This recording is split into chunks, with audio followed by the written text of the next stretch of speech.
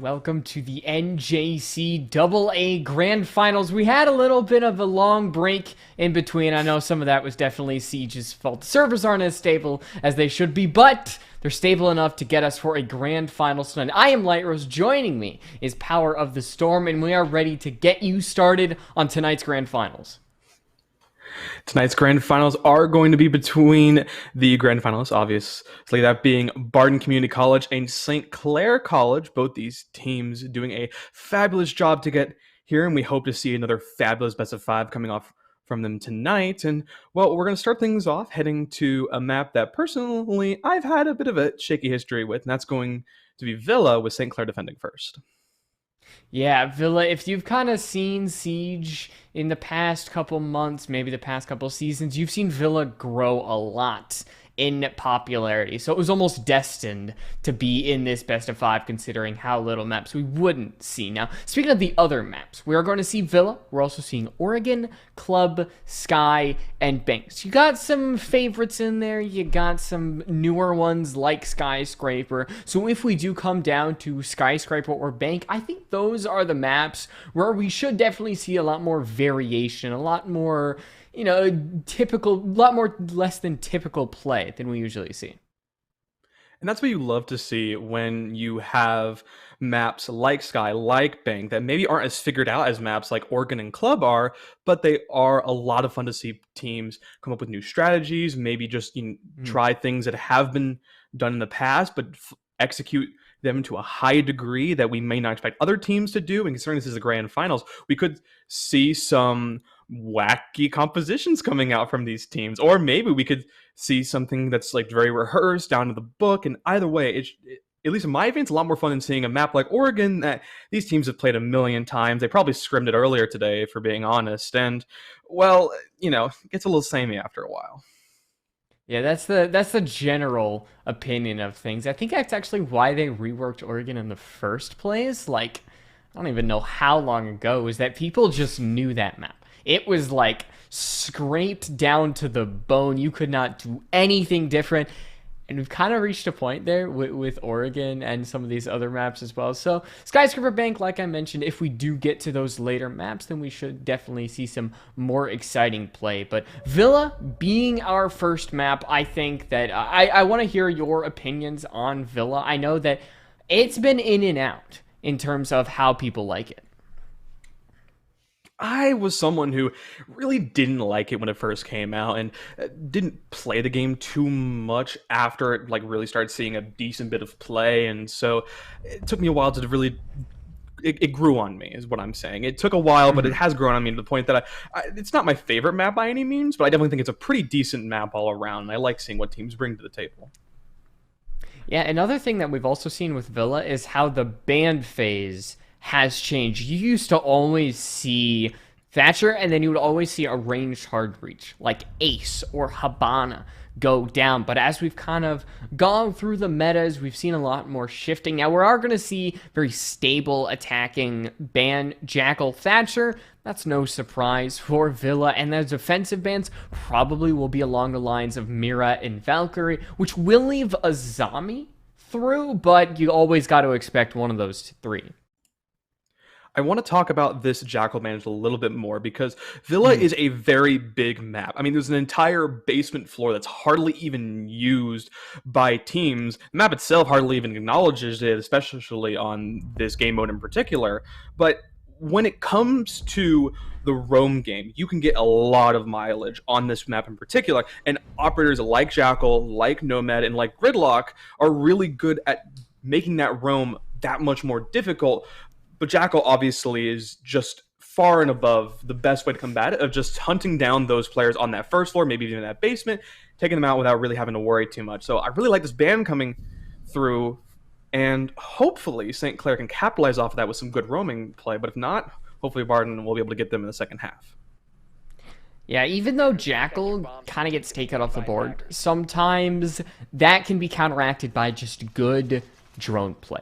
simply with like the Yana that J-Star is running, with the Twitch that Dallos has, which actually is getting another drone. I don't think that patch is through yet. I might be wrong. We'll see once we see her actual drone number. But information and droning, that is really going to be the thing that kind of makes a Jackal ban irrelevant.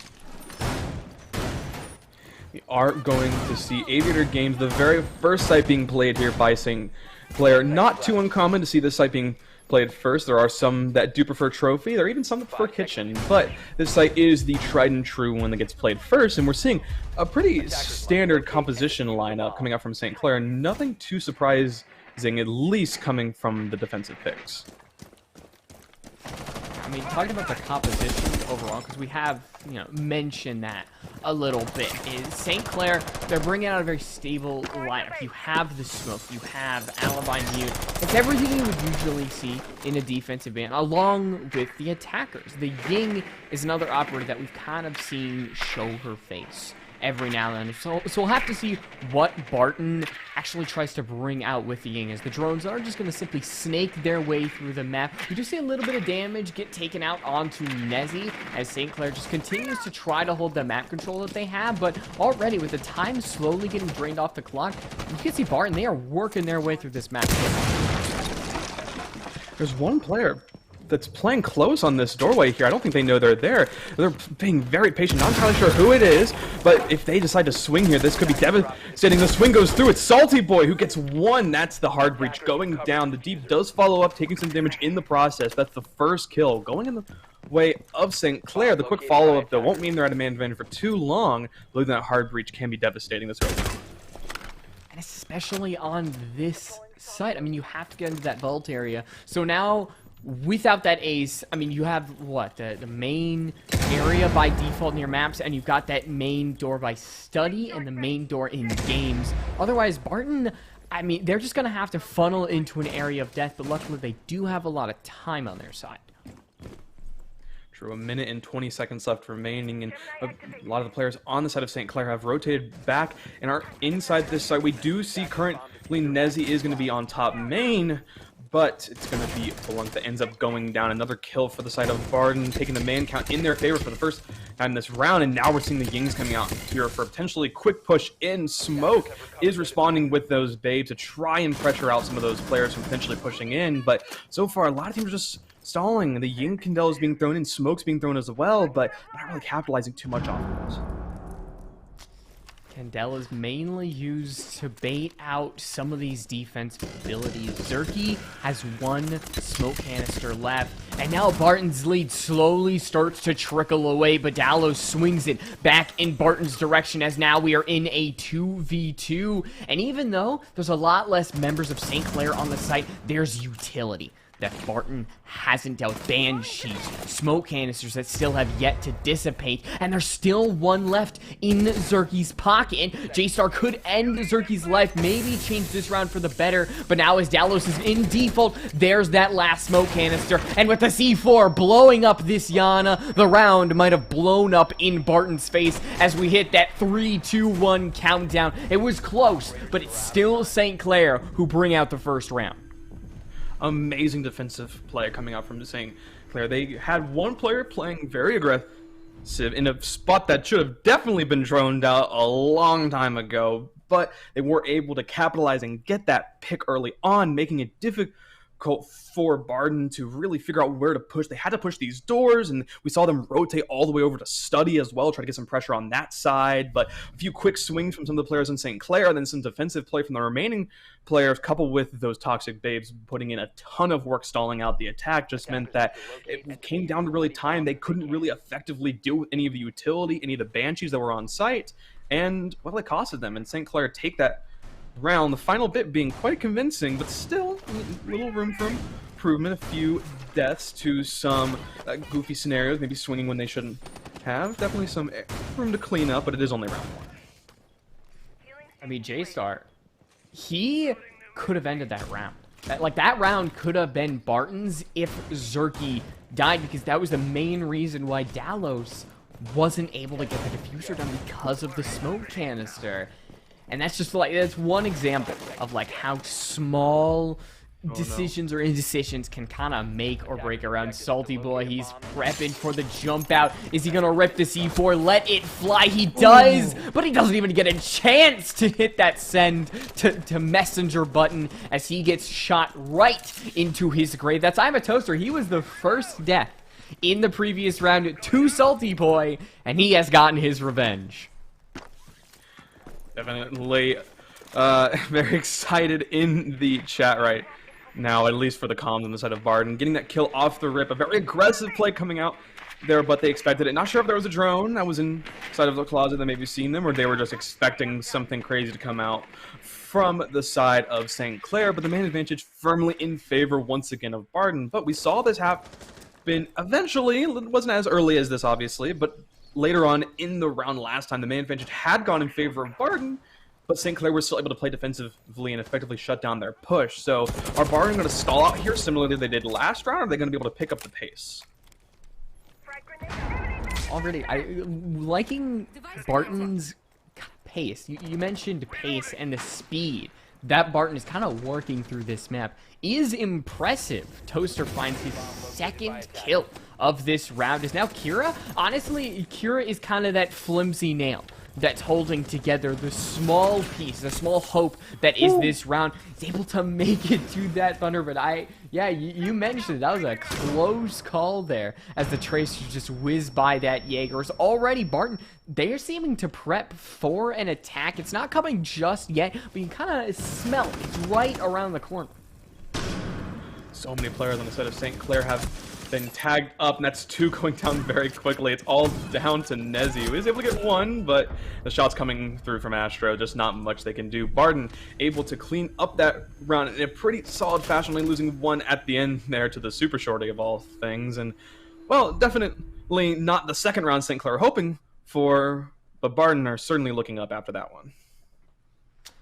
I think that was the result that Barton was probably expecting from the first round if Salty Boy didn't kind of throw a whole wrench in the entire equation. As heading to Trophy Statuary again, St. Clair, they're just not even, they're trying to avoid Kitchen, it seems like, because they have one more before they can head back into Aviator Games. But there are some changes that can be seen. I mean, you have Salty Boy going from the Thunderbird to the Kaid. You've got Kierbank on the Zombie, and Blunk actually picking up that Jaeger. So all around, I think St. Clair maybe trying a little bit of strategic changes instead of something like communication changes. Maybe that will be the key. I'm not a big fan of going the same side that you just lost. There are definitely some problems with it, but I do like it when teams say, hey, the strategy we had last time didn't work. They countered it pretty effectively, so let's pull out this second strat we have in pocket, change up the ops a little bit, change up who's playing what op a little bit, bring maybe some more powerful operators to the board, like a zombie that can allow you to set up the site a little bit more. It gives more flexibility to each team when they can play the same sites in different ways, and it means that Barton, they can't just get complacent and just expect to do the same thing multiple times. They have to actually effectively counter this again, not really knowing what they're going to bring unless they've done their drone work. I mean, I agree with you that you should go to the same site twice. Exception is what St. Clair are doing, but with Zerky gone first, that is going to sting for the St. Clair defense. That's probably one of your most essential operators. I think Nezzy on the Pulse comes a close second, but losing your smoke to a Cali nonetheless, that is the epitome of peaking when you shouldn't. And so now St. Clair, even a minute has gone by on the top of your screen, and already you can see they're already a little bit wounded at their core. Another quick kill for Barton. They capitalized off this so well last time, but it looks like they're taking a bit more of their time pushing up here. Although I say that, we do see two quick kills coming out. Nezzy going down. Now no more pulse play from below, but also Jester going down as well. And some drone work is coming out here. Some shots coming through. They're trying to see if they can get any more kills to the wall, utilizing as much of their drone work as they can. And I definitely don't want to make the similar mistake that they did that first round, missing one player that was just sitting really close to them. But aside from that, they are slowing down a little bit here, but with the minute 20, they got plenty of time to do so. up a lot of time for St. Clair to do exactly what Blunk was doing, and that is start the comeback train. It's now a 3v3, and St. Clair early on lost two of their most crucial late-round operators. Will that come back to hurt them in the end? Already, Barton is signaling that they want to start their execution. They're still setting themselves up as Salty Boy cannot finish the shots that could have been a huge burden off of St. Clair's shoulders, but instead that landing side is lost to the Barton attack as Okirabe and Blunk have to find a way back as Blunk gets another one on this round, this second, and he's going to have to find two more of 4K if he wants to bring back this round. He finds one, a great crosshair placement, and now 1v1. A lot of time for Barton to work, but I'm a Toaster just throws that all to the wind. He uses the communication that Barton has, takes out the Jaeger, and gives them the second round in a row. Amazing clutch there coming out from Toaster to utilize that knowledge that was gained from the swing by his previous teammate and just know that he's probably right there and just swing him, even if it was at crouch level. Doesn't matter. Gets the kill in the end.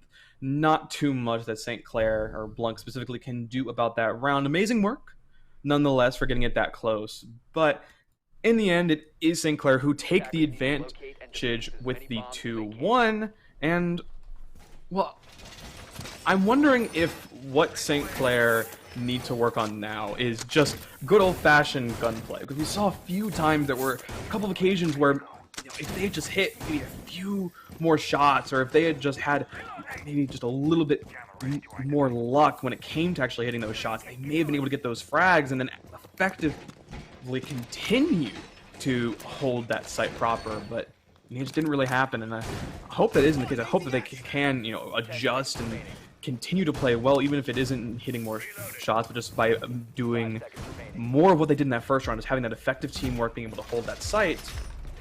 I'm a little concerned that we might continue to see some more Barton just outgunning St. Clair. I'll be honest, I think part of that early round, that first round key that St. Clair had was Salty Boy hiding in the corner, because that took out the hard breach and it forced Barton to try to plant default and have to rush through that door, of which Zerky could just throw a smoke canister. So that there's a lot of moving parts that it's going to be very hard to replicate, because Salty Boy, he's not going to be able to do the same thing. You're not going to have somebody just hide in a small corner. Barton should have their drones ready at the go, but so far it is still these early round engagements that Barton seem to come out on top. So far, no damage done to anybody on either side, but St. Clair needs to be careful, because honestly, they're one gunfight away from potentially having a 2-round deficit. One thing that I've noticed from Barton over these past few rounds, we're seeing more of it in this 4th round, is that they like to play separate. They don't really like to play together all that much. You have one player pushing this window, one player pushing that window, one of them walking into this doorway, one of them walking up these stairs, and they're able to kind of pincer St. Clair really effectively and pressure them out from multiple different angles, which can work. But again, if you lose one on one push, then the rest of the team can rotate over and start getting kills on the other side. So then it's going from taking individual 1v1 engagements, taking 1v2 engagements, 1v3 engagements, and those are ones you are almost certain to lose unless you're just absolutely cracked, which, hey, maybe these individuals are. I'm not sure. But it's certainly not a situation they want to be in, and hopefully they're able to, you know, win those engagements like I mentioned previously and not have to worry too much about potentially getting out-fragged. There's a lot of reliance on individual gunfights. You see Salty Archer get one as Deep gets close to finding Blunk, who was almost the savior of St. Clair in the previous round. Deep sets a C4 for himself himself almost blows up his bottom, but it's Barton who find 2, and immediately it's taken away from them because Salty Boy pushed up those red stairs and immediately backed off. But it's going to have to be him and Blunt who have to do most of the legwork here without any plant denial. As you can see deep, he is setting that diffuser down. There are no smoke canisters. There are no C4s for St. Clair to work with, and Barton can take true advantage of that, set up their man around, and swiftly take him out. Winning those gunfights, like I mentioned previously, and they did a good job to once again get themselves in more advantageous positions, but I feel like the players on St. Clair played a bit more aggressively than they needed to, losing some of that utility to prevent them from putting down the diffuser was certainly something that did not help them in the long run. But as well, you saw that they were just a bit complacent in some places and a bit too aggressive in others. Some players playing a little bit too aggressive and swinging maybe when they shouldn't, or especially in the early round, and some players just playing a bit too far back and not really swinging enough, especially when the diffuser's going down. Some place where swinging is one of the things that you just need to do to prevent it from going down, especially when you have no denial. They just didn't do it. It feels like there might be a little bit of a disconnect between when they need to go in and be aggressive and when it's more advantageous to just play back and play defensive, and that's something that they can fix. But you know, when you are playing for in the finals, there's not a ton of time to fix it. Obviously, we do have 5 maps, so plenty of time for that to work out, but you don't want to start out on the losing foot. You want to have things going smoothly early on, and losing map 1 is not how you want to start that.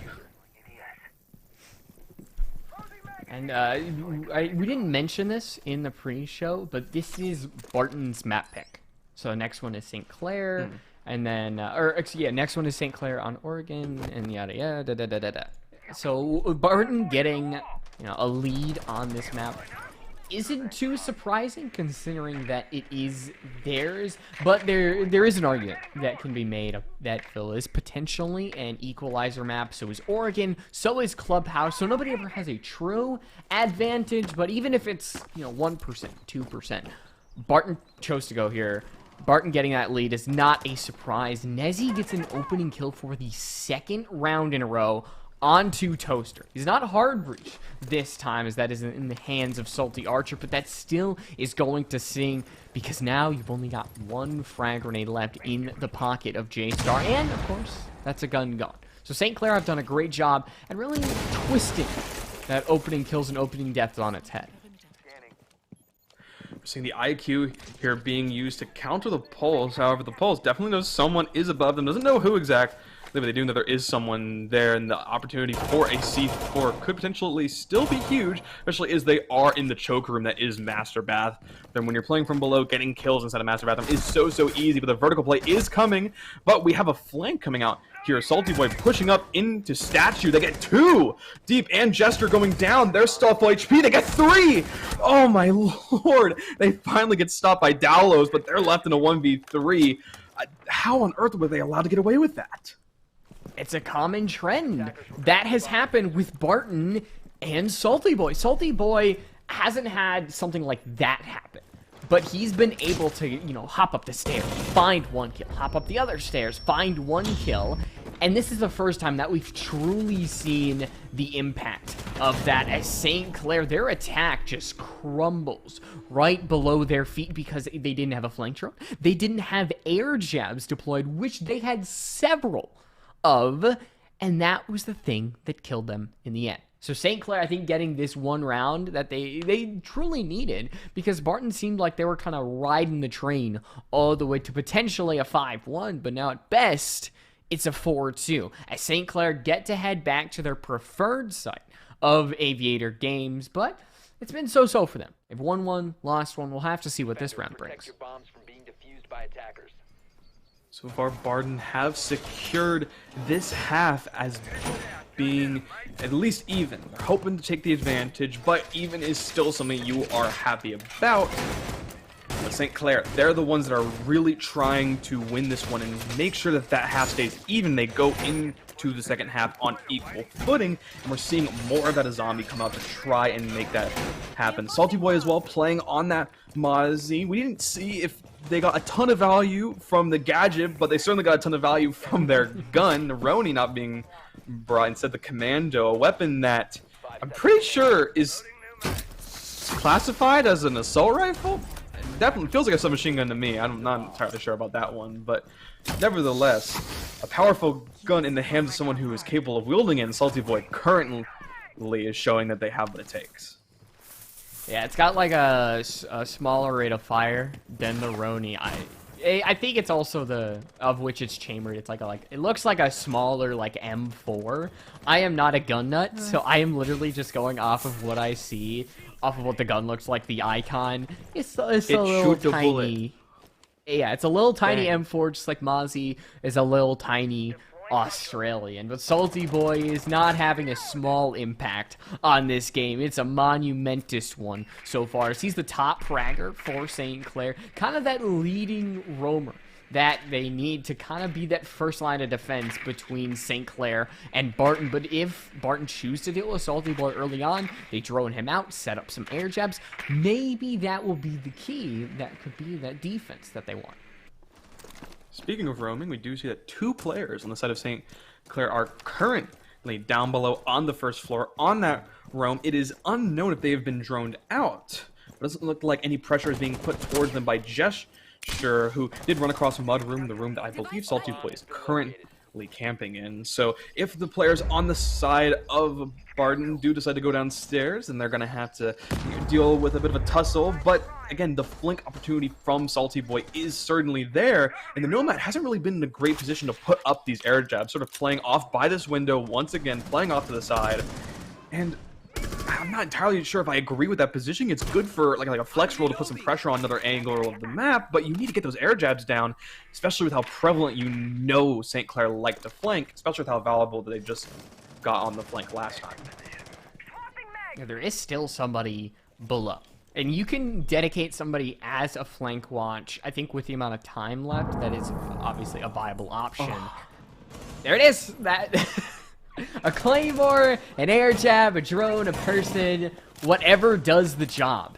In the end, as Barton still holds their lead, it starts to slip away from them, but now as the execution phase starts to walk through, Zerky's smoke grenades now truly start to see their impact. You see I'm a Toaster go down, but not actually confirmed, as I don't think they will get the confirm, as now it's just Zerky against the world here. A lot of time that he has to hold off. No, like 1 smoke canister now in his pocket.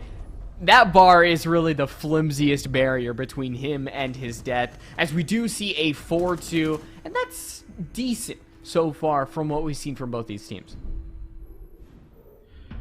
4-2, certainly not what St. Clair wanted, but they could pop off on attack. We haven't seen it, obviously, and so now with them getting the chance to attack, I'm hoping that we see some immaculate pushes coming out from St. Clair. But also on the side of Barton, now that we're getting to see them on defense, I'm really curious to see as what strategies they decide to bring, as the roam, like we mentioned at the beginning of this game, with Jackal being banned, it could potentially be huge. And well, at the very least, Barton didn't have maybe the greatest of drone works on some occasions, and so potentially St. Clair could also have some messy drone work, and that could be Barton's chance to take it. But it is the first round, so unknown what they will bring to the table and what drone skill they will bring, but as always, we'll see when this round actually gets underway. For now, we're seeing the setup coming out here, and another setup that involves a lot of operators we've already seen on the side of St. Clair, now being brought up by Barton. What will be the difference between Barton and St. Clair? Does St. Clair have a good roam clip? Does Barton have a good roamer like St. Clair did in the hands of Salty? Because that was clearly their kind of one defensive powerhouse. And Barton I mean, you have J-Star on the alibi, probably heading over towards this master bedroom area. You've got Deep on Capcan, Dallas on Jaeger. Those are kind of the three operators, and subsequently the three players, that you can kind of look at and see as what they would be for the rooms. And so far, it's just the small entry into the building, drones, information. We're still in that first phase of the rounds. We got a lot of time left here to sit and ponder what's going to happen. One thing Barton distinctly aren't doing that St. Clair did a lot in their defense is taking those little micro engagements, those moments where they were dealing some damage, maybe not, getting direct kills, although sometimes they did directly result in kills, but they were just poking the attack that was coming in here, trying to make things difficult for them to really push in, and well, St. Clair are capitalizing off of that by just pushing in quickly, using that aggressive position to get some of these early frags and start trying to dismantle the defense and utilize that lion to keep these defenders in place. Although they're not 100% successful in the process, they do lose one in the process, but still, amazing work going out here, and it looks like they're about to get vault wall open already.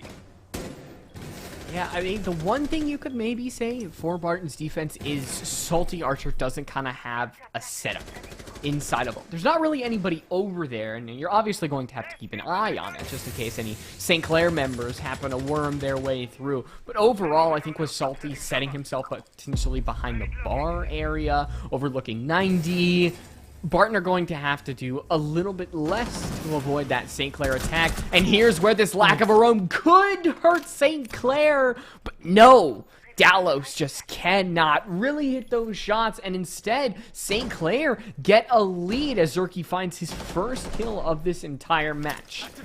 Around 40 One thing I do want to draw seconds. everyone's attention to is the fact that the deep playing on Capcan is currently down below the default plant spot, and well, it's all up to I'm a Toaster in sight to really get things going. They do end up getting one, and I'm a Deep is just still playing down below. Potential is there for the roam clear, or the roam, to have some big value with that C4, but they don't get anything, unfortunately. They toss it and it's just gone. They now rotate back up top.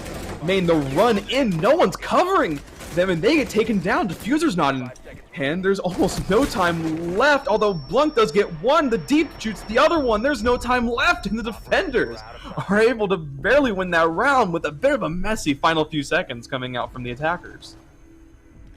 Hey, if it gets the job done, that's what matters in the end. Like, it can be as crazy as you need as long as you get one more number at the top of your screen.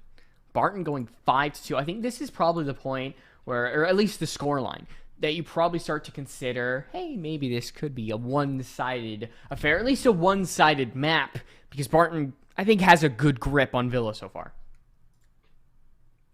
They've certainly shown their dominance, especially on that defense, but now taking into the attack, that was a pretty messy round, all things considered. So definitely not one that I would have anticipated them to win going into those final few seconds. Hopefully St. Clair are able to kind of clean up a little bit and make sure that the gameplay that they are bringing to the table is of sound quality, and I have no doubts that they can bring it to the table. We've seen that for them in some of these rounds. That first round especially was amazing work. And I keep thinking, like, this is what we expect to see from them. Maybe, maybe it was a little bit messy coming out from Barton on some occasions, but still you cannot deny the teamwork that the players on the side of St. Clair were able to bring to the table. And well, we haven't seen enough of that. I want to see more, and I have faith that we can see more. We see glimpses of it. It just makes me hunger for more. Yeah. Seeing fragments, potential of what could be, sometimes hurts you a little bit more than nothing being there at all. So far, Barton, I mean, you gotta look at what they've got set up. They've got 2 C4s. They've got 3 smoke canisters. They've got Goyo canisters as well. Everything kind of seems to be set up for plant denial. And of course, you've also got Deep's Frost Match, which, I mean, it's not a form of plant denial. It is a form of area denial. But you've also got that shield. So overall, Barton, I think they're just kind of setting themselves up. Hunker down. Wait until the end times. And here we see Blunk going down pretty quickly to a player playing on Master Stairs. Again, I'm not 100% certain if they just ran over there or if it was lack of drone work that caused the situation to happen, but it's a pretty big kill to happen early on, especially as that means that more flanks can come in the future, as I believe no air jabs are placed down, and Dallos just gets out scot-free, just pretty much able to run away entirely. No real follow-up happening. The only person really there to witness it was an O's, who, while sitting behind the shield and taking some poke damage, not a lot that they can do besides just giving some info. I have no clue how that happened. That just seems absurd that was even allowed to occur. Yeah, I think it was intentional. That seemed that St. Clair were heading for that specific spot. So even though they do lose Blunk, there is eventually a refrag in the hands of J-Star. So you've got something, at least. The round is not a lost cause, but eventually something has to happen your way. With the rounds that are on the board, 5 Barton has versus the 2 St. Clair has, something needs to go these attackers' way if they want to have a chance at this map. Otherwise, put yourself on map point, get the first round, and start slowly chugging your way towards victory. But St. Clair do have something to say about it, and they get a kill onto Dallas. With 30 seconds left, there's still a small amount of time for them to make their way around the site, set the execution up, but do they know about Salty Archer and I'm a Toaster? The plant denial could be a huge thing, as Osa just does not have the knee guards that she needs to potentially guard against those bullets, as more just continue to fly across the site, and eventually it will be Barton who claim this round and are victorious. And that was a very anticlimactic end, I have to be honest. We saw such a good play there from St. Clair to get right outside the site. They were so close. They had so many of them on land. They could have potentially pushed from multiple different directions, some of them going into statuary, some of them going into trophy, just trying to maybe get a little bit more going. They had a flank going as well, so it did have something, but just it felt like that they all just funneled into one tight choke point of that statuary door, and it was fish in a barrel for the remaining players on the side of Barton. The only real protection they had was that OSHA shield, which got, well, their toe shot off, and after that, they didn't really have much they could do besides just kind of push in and die, unfortunately. And now Barton are at match point, and they're not looking particularly like they want to stop. Potential for them to go all the way here and take the 6-2 is certainly high. I hope that St. Clair can manage to eke another one out and then take that momentum and continue with it, but so far it's been a bit of a struggle for them, unfortunately. 10 seconds to go. Barton, I mean, are they kind of wanting to rub dirt in the wound with the Caveira? You don't see Caveira a lot in competitive play because she relies on a lack of communication. So she'll do great in your casual, your ranked games where no one's talking on mic. Not here, where you've got all 5 in a Discord channel. They're all talking to each other, and when somebody gets downed by a Caveira, the interrogation starts. There will be voices saying where the Caveira is. Everybody is around each other. So what is Deep's plan? And will St. Clair be aware enough to actually make sure that Caveira does not have the impact that she should in kind of the area of competition that we are? And as I mentioned at the beginning of this game, we're seeing that basement really come into effect here, as that is entirely where the Deep is right now, playing on that cab. However, some noise was made. Salty Boy did pick them up, and, well, not a lot that the Deep can do about it. They get their head taken clean off, and that cab is going to provide absolutely nothing to this game aside from a free kill to Salty Boy, who currently sitting at a cool 9 kills, is certainly having an impact for their team and trying to make sure they stay in it. And with Dallas going down as well, this round looking like it could potentially go in St. Clair's favor. As long as St. Clair aren't stupid with their position, they don't get careless with their flank drones, because J-Star And potentially Salty Archer could still flank upstairs, maybe find a kill here and there. I mean, it's only 2 between 5v3 and a 3v3.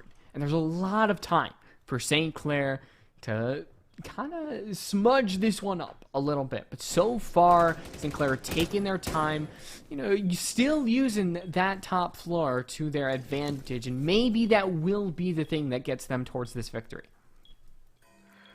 A ton of vertical play happening right now. There definitely is some. It looks like they're making a little bit more as we go, but eventually they do have to get into the site proper. You can't just stay above the site forever, unless, of course, you kill everyone, which is definitely a possibility, and Kira is certainly going to continue to make that a possibility, by this time killing Salty Archer, but they do have to go down now, and Kira is going to go ahead and drop in, but 2 players inside St. Clair going down leaves things in a 2v3, but they do have the intel as to where those final players are. Those kills did go through, but the shots coming from Jay are now bringing things to a 2v2. This is looking desperate now for the attackers. 15 seconds left. And I'm a toaster. He has 10 kills. He's the only player with double digits in kill category. I don't know if Blunt has the angle, as I'm a Toaster does start to actually walk into that kitchen area, but it's just not quick enough. As Blunt does find the headshot, I'm a Toaster goes down, and St. Clair, they get another round, but there's still a lot that they need to do to actually get into that 6-6 scoreline, send us into overtime on this first map. It's a good start. Every single comeback needs a start, and this is where it happens.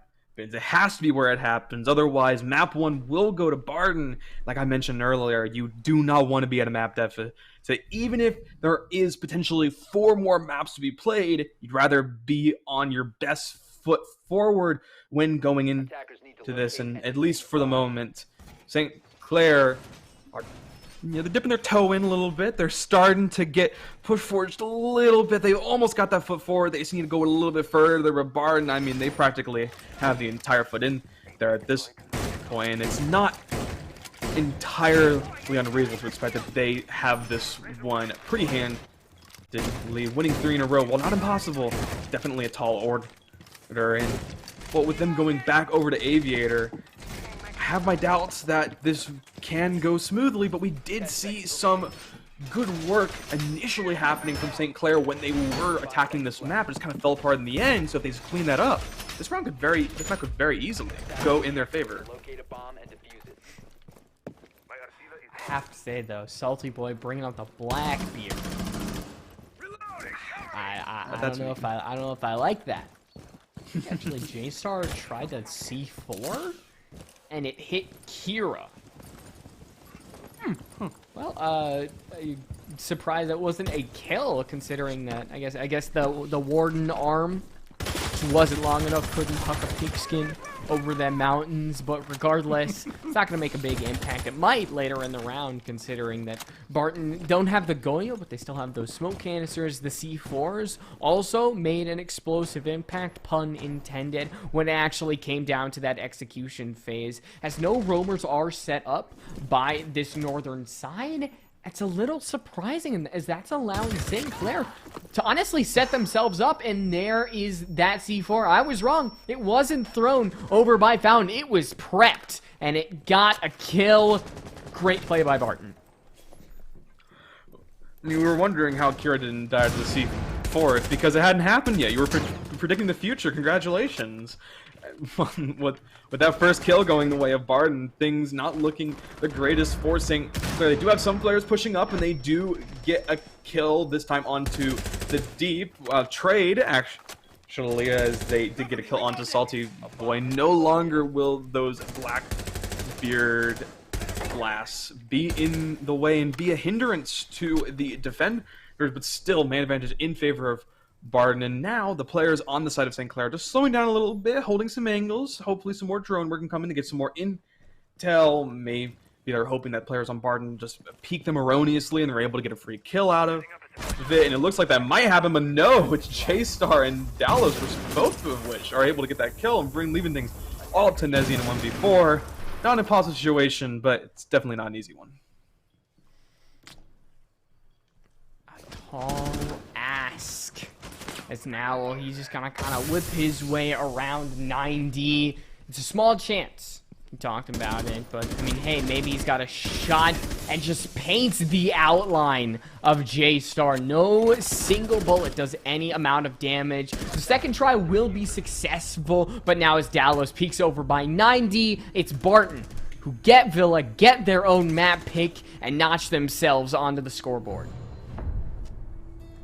A pretty dominant map overall coming out from Barton. A few rounds where they did look a little shaky, in particular those 2 defensive rounds that they lost, where they lost mainly because of the fact that they let Salty Boy walk all over them with either just sitting in a corner and not getting droned out, or just absolutely getting the drop on them with a huge flank. And so it comes to a situation where some big mistakes needed to be made from Barton in order for them to lose any rounds on that side. There was a very close round that happened when they were defending. So, they're showing that they don't have to make those big mistakes. They can effectively be shut down by good teamwork and by good play from the players on the side of St. Clair, but certainly not one that they were able to bring all too often, unfortunately, in these rounds. And, well, while that was certainly a good first half to go to, I'm excited to see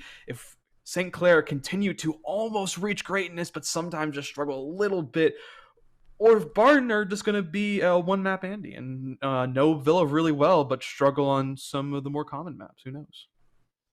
Yeah, I think Oregon and Clubhouse are definitely maps that you should know how to play. And the main problem with Philly was Salty Boy. That was really it. Was the lack of a flank watch, the lack of just an ability to watch around them in key situations.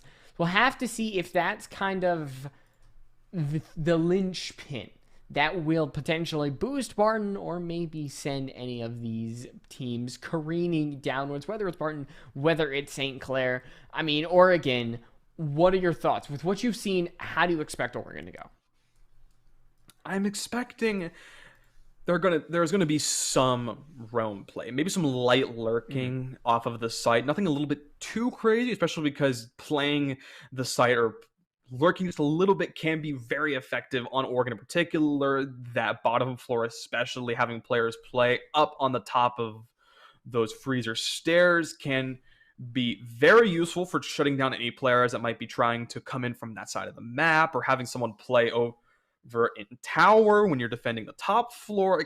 Those can be effective, and maybe the tower side is a bit more of a heavier roam compared to a lurk, but I could also expect these players to double down on the defensive strategy, not really wanting to take these many engagements. We might see that from St. Clair, considering that that's what we did see them like to do on their defense on Villa. They like to, as we mentioned, take those little scrappy engagements, kind of just, deal a little bit of damage here and there. Oftentimes that unfortunately resulted in them losing one, but occasionally you would see some early kills come out and there was some early damage come out, which put them in a favorable position at the very least going into later in the round. And you can certainly get away with that on Oregon, but I wouldn't be surprised if we maybe saw them tied up a little bit and just stay closer to the site and not really want to risk it all too much, especially after that last map. Well, we are going to go to a quick break before that theorized map 2 that we're talking about. So we'll be right back. Do not go anywhere. We'll see you at the end.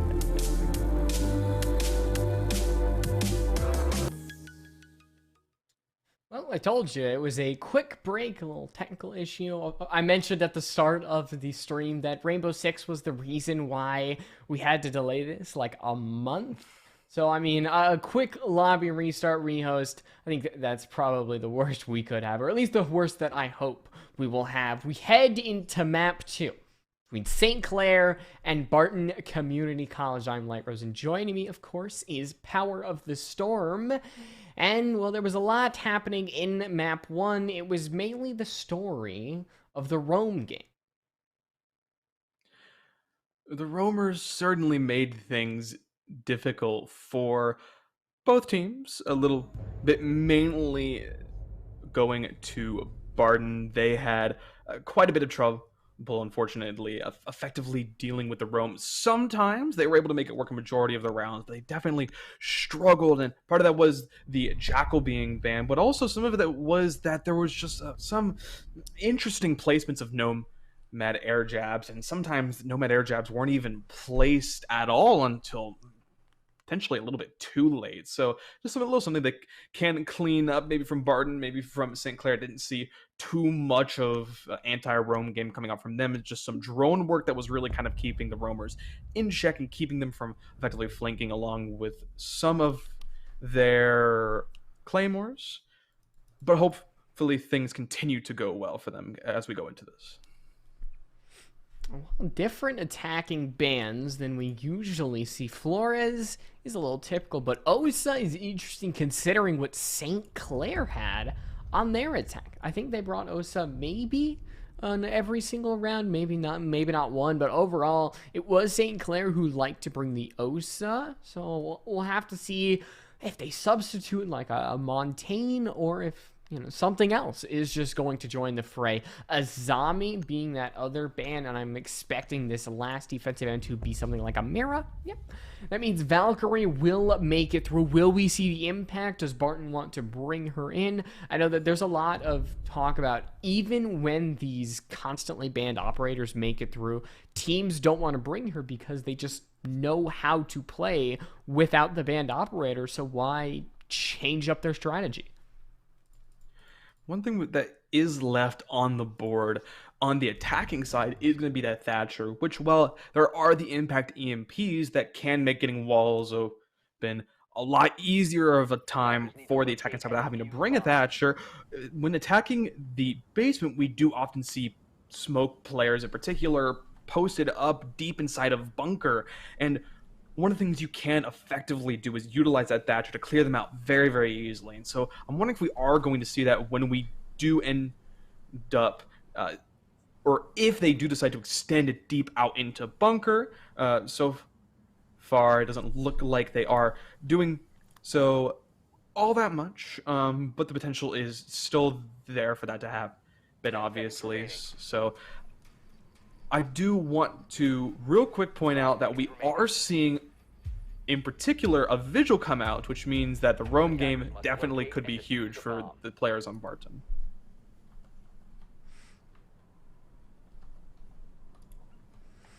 In Monty, I kind of hit the nail on the head right there. That the substitute of a Osa was going to be a Monty. St. Clair clearly like to keep somebody on that kind of shield player. I don't know if it's a good thing, but we'll have to see throughout the longevity of this map, because St. Clair didn't really get a chance to flex their attacking muscles, and they're definitely going to get all 6 in this one, as Zerky gets the entire map kick-started with a kill onto D. That is one C4 gone. Salty Archer has already used a smoke canister, and we're already reaching just a minute into the round. I think this is probably the best you could get from St. Clair in this early on. I mean, the wall's open, player down, a lot of time on the clock. What else do you need? We're seeing that Monty being played by Kira, pushing up now into blue, trying to get a bit of space to work with. They're seeing a smoke, dealing a lot of damage to Kira, knocking them down significantly and forcing them back outside of the double doors. That smoke making things very difficult for them to effectively push in. Well, and they also stalling a decent bit of time, down to 1:30 left. Plenty of time for them to work with now as Kira pushes back in again. Another smoke is still in pocket, however. More intel is being gotten, but now we see there are more players posted up inside of bunker that make things difficult to deal with. I believe that was a ace canister thrown out that does get shot out, unfortunately, not able to get rid of that shield. And with 2 players going down inside of St. Clair, that puts the remaining players on St. Clair in a very difficult position to work with. And that is one of the risks you bring with a Monty, is he is essentially, when he is an extended shield, he is a drone. And just like that, you can kind of watch your friends die right before your eyes, because Kira couldn't do anything to stop Zerky and Nezi from dying. And essentially, is a 3v2 because Kira only has that P9 pistol. J-Star actually pushes up by the bomb chassis, but now actually backs up, and there's potentially where that drone information could be helpful from the Monty. It's Salty and Toaster up against potentially that Shield and Salty Bull. With 20 seconds left, this should be St. Clair's round because all Kira can do is defend, but he ends up losing the one-on-one engagement. Was the positioning poor? We don't know, but all Archer needs to do, one pump of the shotgun, he sends Salty Boy to the grave, gives Barton the first round, and just like last map, we are already off to a fiery start.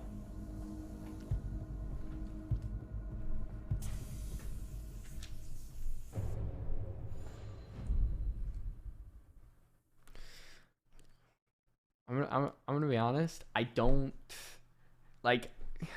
Is there anything you saw with the Monty that was just like so amazing that St. Clair needed to bring it? Because to me, it felt like that was a problem that they had. I know that overall the shield was something that St. Clair really liked, but I think what they're doing now, not bringing it, is probably the better option. I'm not the biggest fan of that Monty, but I'm not a big fan of shields in general. I think that they can, depending on where you bring it and how often you bring it, make you a little bit complacent. And bringing it out as just a one-time pick, I think can be useful, but I like it more as like, we've already attacked this site, we maybe weren't too successful the first time around, let's try bringing a Monty or another operator to the board with the effect of a shield. That's a bit of a surprise pick that can disrupt the way that they expect you to attack. But considering we hadn't really seen St. Clair attack that site yet, maybe Barton has. Obviously, these teams could have played each other previously and know what they're more likely to bring, but at least so far in this series, no information was gotten, and so they were able to just effectively adjust on the fly as they were anticipating something they may not have expected to happen just because they didn't know what they were seeing in the first place. We see the pulse a lot in Villa. I mean, I know that obviously Kitchen, you always got to bring the pulse, but we saw a little bit more than that, and we're seeing him now on this dorm site. Usually you maybe stick the pulse in that meeting area, maybe in basement, look up at the ceiling. You could see where those attacks are coming from, but no. J-Star's actually, I know he is. I was wrong. I just saw that little blue outline right below the front door, so he should have like an exact positioning of Nezzy, but that's not going to save Deep. That is not going to save the only player in that trophy area, allowing St. Clair to now push up. What is going to be the solution? There's only 3 members on site.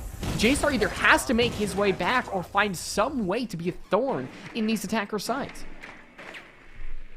Potential is certainly there that they could get a pretty decent flank coming out here, but a C4 kill from below the stairs is going to open things up for their team and bring them back into this round, evening out the man advantage. And with that Ash going down as well, that's going to be some less utility to maybe get rid of that shield that Salty Ultra has, or effectively open up some of these walls that might be going to be easier for St. Clair to push in. But that also means that J-Star still down below, still giving more intel to the players on his team. But it does look like they are finally going to go ahead and just rotate back around, get back into sight, but plenty of value gotten just in that little space of time. I mean, honestly, that's a good roam from J-Star because he got the kill, he got information, and now he just can defend against the site with a one-man advantage. There is no Zerky, there is no Nezzy, and now there is no Salty Boy, at least for the time being, who was kind of that leading man. There is going to be the revive, so all is not lost, but it still definitely does hurt. Salty Boy got picked right back up, put right back down. Kira falls. It's just Blunk against the world. And now Blunk is sent to the grave along with everybody else on his team. Barton, their lead just has not faltered. From Villa to Oregon, it is still fundamentally on their side. And we saw, I mentioned before we went to that break, that some of defensive play could be seen and be very, very strong from both of these teams. But also, I made sure to point out that you should not discount the roam potential from either of these teams. And we're seeing Barton now on this defense. That roam was absolutely huge coming out from J-Star on that pulse, getting those frags, getting that in, Talon just making it oh so easy for the players on the side of Barton to effectively rotate some of their utility, rotate their positioning, and counter the push that was coming out from St. Clair. And they really didn't have any answer. They had some Nomad air jabs that prevented the direct flank from coming through. They had some Claymores to deter that just a little bit more, but when you're getting intel from below with Pulse, you have to be proactive to flush them out and make sure they don't get that value, not really just kind of make sure they don't get a flank going. You got to do more than that, and hopefully they make that adjustment, but so far Barton have just been cooking maybe a little bit too hard. I want to see some more St. Clair in this. So the play for a dining take is you always, you know, maybe send Thermite up into small tower. You can open up the wall up above instead of trying to attack it directly. That way you just ignore all wall denial essentially. But is Solus gonna change that? I mean, J-Star bringing her to the table. I think we've seen her in like 1 or 2 rounds, but she didn't really have any impact. Is she going to shine tonight? She hasn't gotten any changes. She's still, what some could say, pretty darn strong, as now Deep is prepping for a run out. Is this going to be a huge opener? Shots are fired. No damage done to anybody besides the bare impact onto Deep. A scare tactic, but honestly nothing left.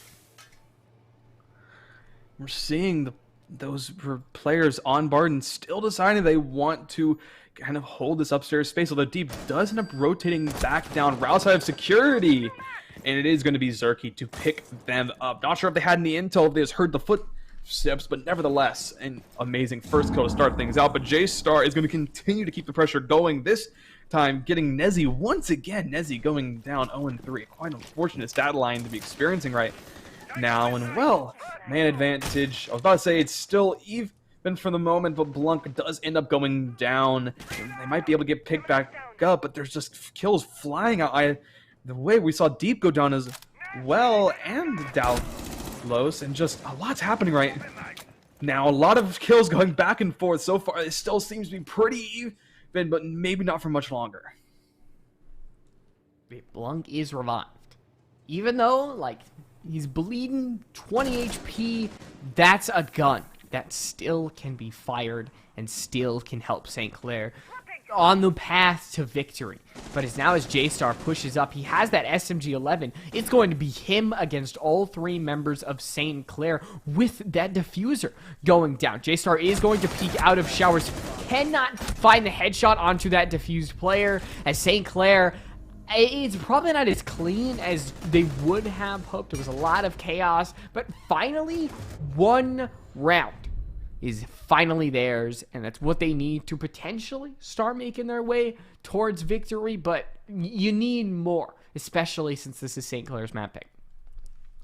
And there's that extra gun you mentioned from Blanc getting revived, being able to watch another angle, making it even more difficult for Barton to effectively get anything done, kind of stuck in showers, not really able to do a whole lot. They can't peek out because the breach is open. They can't back up because there's Blanc watching them from bathroom, and then there's a player in sight who just planted the diffuser. Just that situation was fabulous coming out from St. Clair at the end there, and they tightened up what we saw in that 1 round on Aviator Games where they didn't really cover the plant all that well. They were able to do so phenomenally this time. That's what made sure and guaranteed they were able to get that win. Just on top of a bit of a messy first little bit, like you mentioned, but in the end, a win is a win. And St. Clair certainly glad to get one on the board.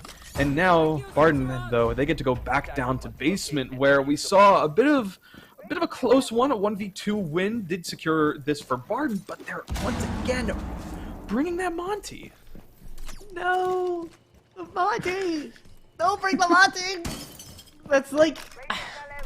Look, I think Monty is one of the most difficult characters, I believe, in Siege, because it's not a mechanic thing. It is just know when to unextend your shield, bring out that pistol, scare the defender, and Kira just has not done that. He's just kind of like walked at the enemy and hope that they'll be scared enough to walk away. And so far, it's another type of thing. The Thorn Gadget will go off. It does some damage to Kira, but it's not going to really deter this Monty. Another one goes off. That one does a lot more damage. It is just like... It doesn't feel like a true 1v1 between Thorn and Monty. It is just like a game of chicken. Who's going to win in the end? And Deployable gets absolutely demolished so quick. Didn't really see it coming, didn't really know exactly where Zofia was, but they completely get rid of it. And, well, now the deep on the Thorn is going to have to play a little bit further back. They're looking to get their first frag here. Hopefully onto that Monty, they do have another Thorn gadget that they could potentially have thrown out. We did see them pre-place one above this blue door previously, so they could still get that frag, especially if Kira decides to push in here and maybe gets caught out of position a little bit. They do push in, doesn't entirely sound like it is going off, so maybe they place it somewhere else, but still, look at the time. One player down for St. Clair and 1 minute and 10 left. There's enough time for them to get an effective push going, but they gotta get some frag, and they gotta get them soon, because right now they're staring down the barrel of losing the time rather than losing the mans. Not only is this the first round without Deep being the first death, it's the first one that St. Clair hasn't started off with an opening kill. I mean, those two kind of, you know, go hand in hand. So what will St. Clair do when they have nothing? I mean, what the Deep doing? What? I mean, why not? There's the only player that can really shoot Deep is Nezzy, who's somewhere else entirely. So at this point, it is just a Habana and her slightly menacing friend. As Monty cannot look both ways, and if Nezzy goes down, Kira actually goes down to the smoke canister, we are going to see this round be a flawless one for Barton. And if there's one thing that I ask of St. Clair, it's that they don't bring the Monty. Like, you've done it once. You've done it twice. Just stop. I mean, it didn't work all too well the first time, and then they brought operators like the Thorn specifically to counter the Monty even more because they were anticipating another Monty. Like, attacker repick is in the game. You can swap off the Monty when you see they have a smoke, a Thorn, you know, operators that maybe aren't direct counters to Monty, but they certainly don't make his life any easier. And I mean, they didn't even use that many smoke canisters. They only used, I believe, one at the end there on that stairs to get that down. But I mean, come on. As the smoke did so much damage to him in the first round as well. Just, yeah, I'm in total agreement with you, Light Rose. Please do not bring the Monty. What are you doing, J-Star? What is happening? He got distracted. Look, you gotta... Sometimes, when you go through life, you just see things that wow your mind. And this is just one of those moments for J-Stars. He set himself up, putting in the position that the Pulse was in previously. And that was below that front door area. Actually benefited a C4 kill. If St. Clair send themselves through the basement, they play their cards correctly, use their drones, play around each other, I mean, that's maybe a free kill in the basement waiting. And you can see with the red ping, they know that he is there. Why the red ping though? Because yeah, the yellow pings exist. Why do red pings ever happen? Especially at a competitive level, you could do the exact same thing and just call out like they're on this ping, and you don't even need to use the red pings. It just tells the player that you know they're down there, and they've probably, and J-Star probably is rotated by now, so not a whole lot that red ping is going to do, besides just make them rotate, which, I mean, if you want to force them to rotate, sure, I guess it works, but there's, I don't know, it feels like there are better ways to do that than by red pinging someone. Not only do they communicate that J-Star was down there, Blunk goes down.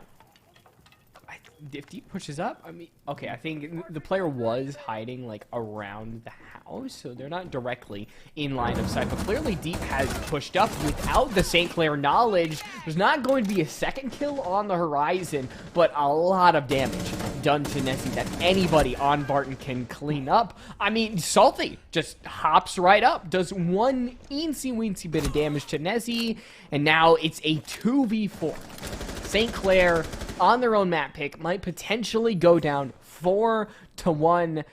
Is it just like a problem with their attacks?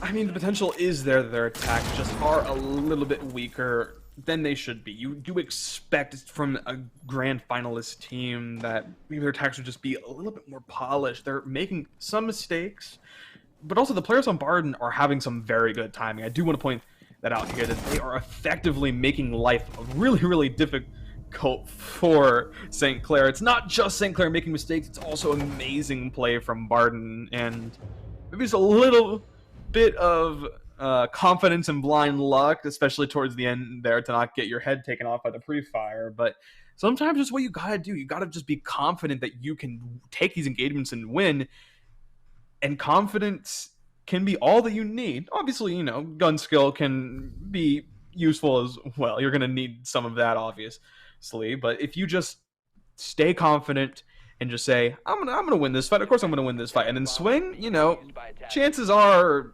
you could probably win it. And so far we've seen quite a bit of that from Barton, especially on this map. All right, we're back at Kitchen Dining. This was the only site that St. Clair won, and honestly, it was decent. They had 3 players alive, and that was due to the fact that St. Clair did get a lot of their early punches in.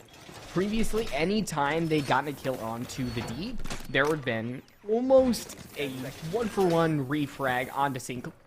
Clair, excuse me, and that was on Nessie, but that didn't happen. In the last one, St. Clair found a way to kind of dig themselves out of that hole, make their way towards the site, attack, bing bada boom, it's around. Will that happen again this time, though?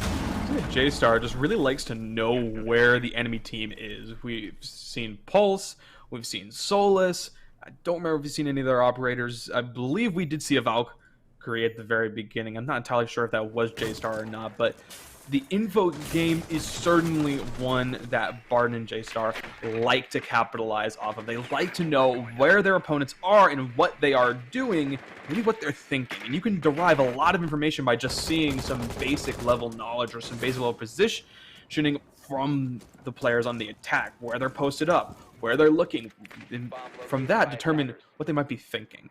And knowing what your opponent is thinking is one of the strongest things that you can know when it comes to, well, defending, as you can effectively predict what they're going to do and how they're going to respond to maybe what you do by having that knowledge. And, well, the very least, Barton have been able to get a lot of success from it, with them being 4 rounds to 1. But can they win this round? They lost last time, but the potential is still there that they can win this. Dallos almost taken off the board very early on, but he's still safe. There's no Thunderbird. There was a run out in the previous time that Dining Kitchen was played, and it actually bears fruit. J-Star trades a lot of health for a kill onto Zerky, and you would get those in every single time. Honestly, that's what you want. Every single time you get a run out. So not only does St. Clair have 1 player down, that timer is a lot lower than I think any of us thought. There's only a minute left in this round. Even though it's kind of been on a treadmill, it has gone by very fast. That hurts St. Clair. They just got the wall open. They're a man down, which should be nullified by I'm a Toaster's death. There is no actual direct entry into the site, with the fact that Archer is still available. J-Star is still here being a nuisance to you. Nezzy can't do nothing against J-Star. Was that an ace? think that was an ace. Yeah. I think that was an It ace. was an ace. Wow. J Star sneaking up from the shadows there. I'm sorry. How did that happen? How did they just walked over and nobody was watching that? Like, you had someone who sort of was watching that, looking kind of in that direction through the opening that was in the bathroom wall, down through the bathroom door as well, to kind of get a little bit of space. But they were already past that, and they just swung through and killed all three of them, with them pretty much able to do nothing but a little bit of damage. And that's a ace and a flawless round coming out there. J-Star, we've talked about them a lot, and we are going to continue to do so if they keep playing like this. I mean, that was absolutely phenomenal, and a really amazing way for Barton to close out their defensive half, and now they're going to attack with a 5-1 scoreline. I mean, it almost looks unwinnable for St. Clair. They've only been able to eke out one round here, and they've had some close ones. Again, we've seen that greatness, we've seen flashes of it, but they just push just a little bit further. If they can start getting some more round wins on the board, and maybe this defense is where they can really show up. But still, winning 4 just to tie it, and 5 to at the very least guarantee overtime, it's a tall ask. You'd think that this being St. Clair's map that they would do a little better on it, but clearly Barton know their way around Oregon, as every team should. So after this, we head to Clubhouse, which will be Barton's map on map and on series point. Excuse me. All Barton needs to do, if they claim this one, if they win 2 more rounds and keep St. Clair from either winning in regulation by getting 6 rounds in a row, or at least taking us to overtime, Barton will have all the pressure in the world they need to put on St. Clair, but there is still 2 rounds to go before you have it like Zerky. Just a little whack-a-mole right there, popping up, taking out J-Star. He got an ace last round. He will do no such thing here. I do want to point out the positioning from the players on the side of St. Clair. They're playing very defensively. They give a lot of map control to effectively bunker down inside of the site proper. I mentioned we could see this come out from St. Clair, and that's what we have seen so far. They're not taking these quick engagements. Instead, they're choosing to stay back, and they're choosing to instead give up this space to the players on the side of Barton, but just win these gunfights. We saw that 2 players already down from Barton. This strategy working to their advantage, but it does mean that the players on Barton have a lot of different angles that they are being able to attack from. We have someone coming in from the walk-in closet. We have someone all the way over in tower. A lot of different angles the players at St. Clair have to watch, but they have the manpower to do so. They have the utility and the positioning to do so, and they've effectively neutered the push with J-Star going down and with Salty Archer going down as well. The 2 top fraggers puts Barton in a very difficult situation, and St. Clair looking phenomenal on this first round.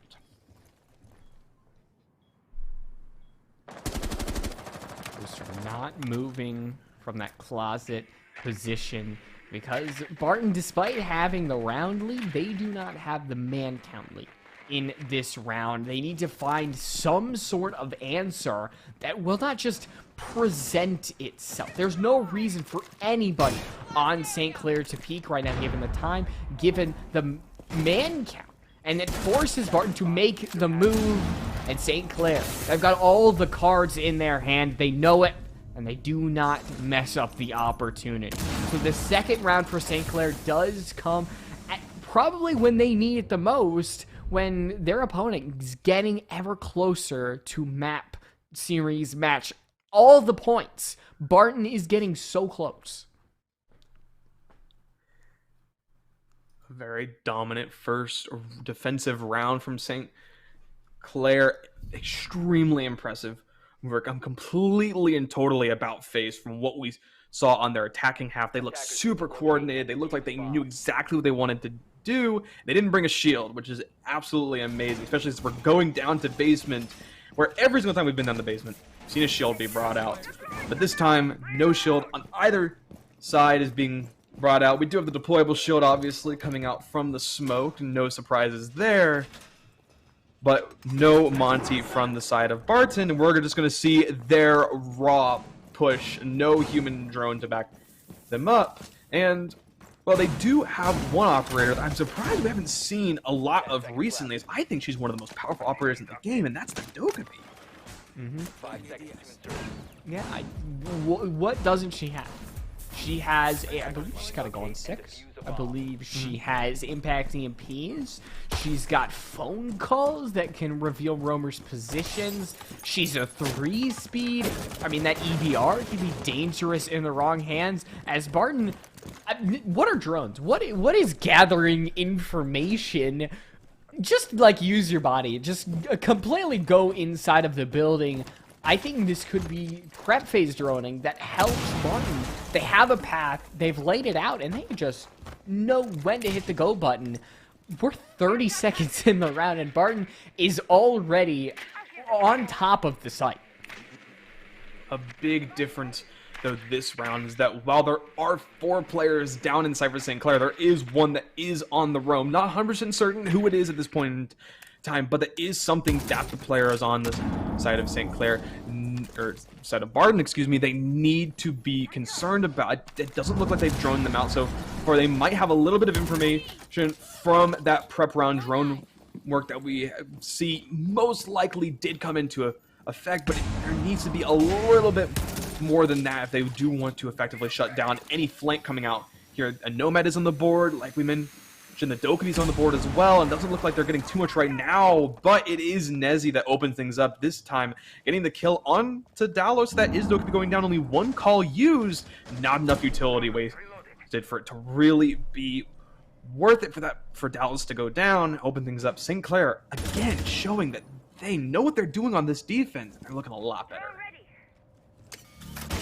Still a chance for Barton to have a say in the round, but I mean, St. Clair, they haven't shown that they'll give up these opportunities. That with a 4v5, reaching around that execution phase that Barton needs to get near, nobody on St. Clair plays their life like an eagle.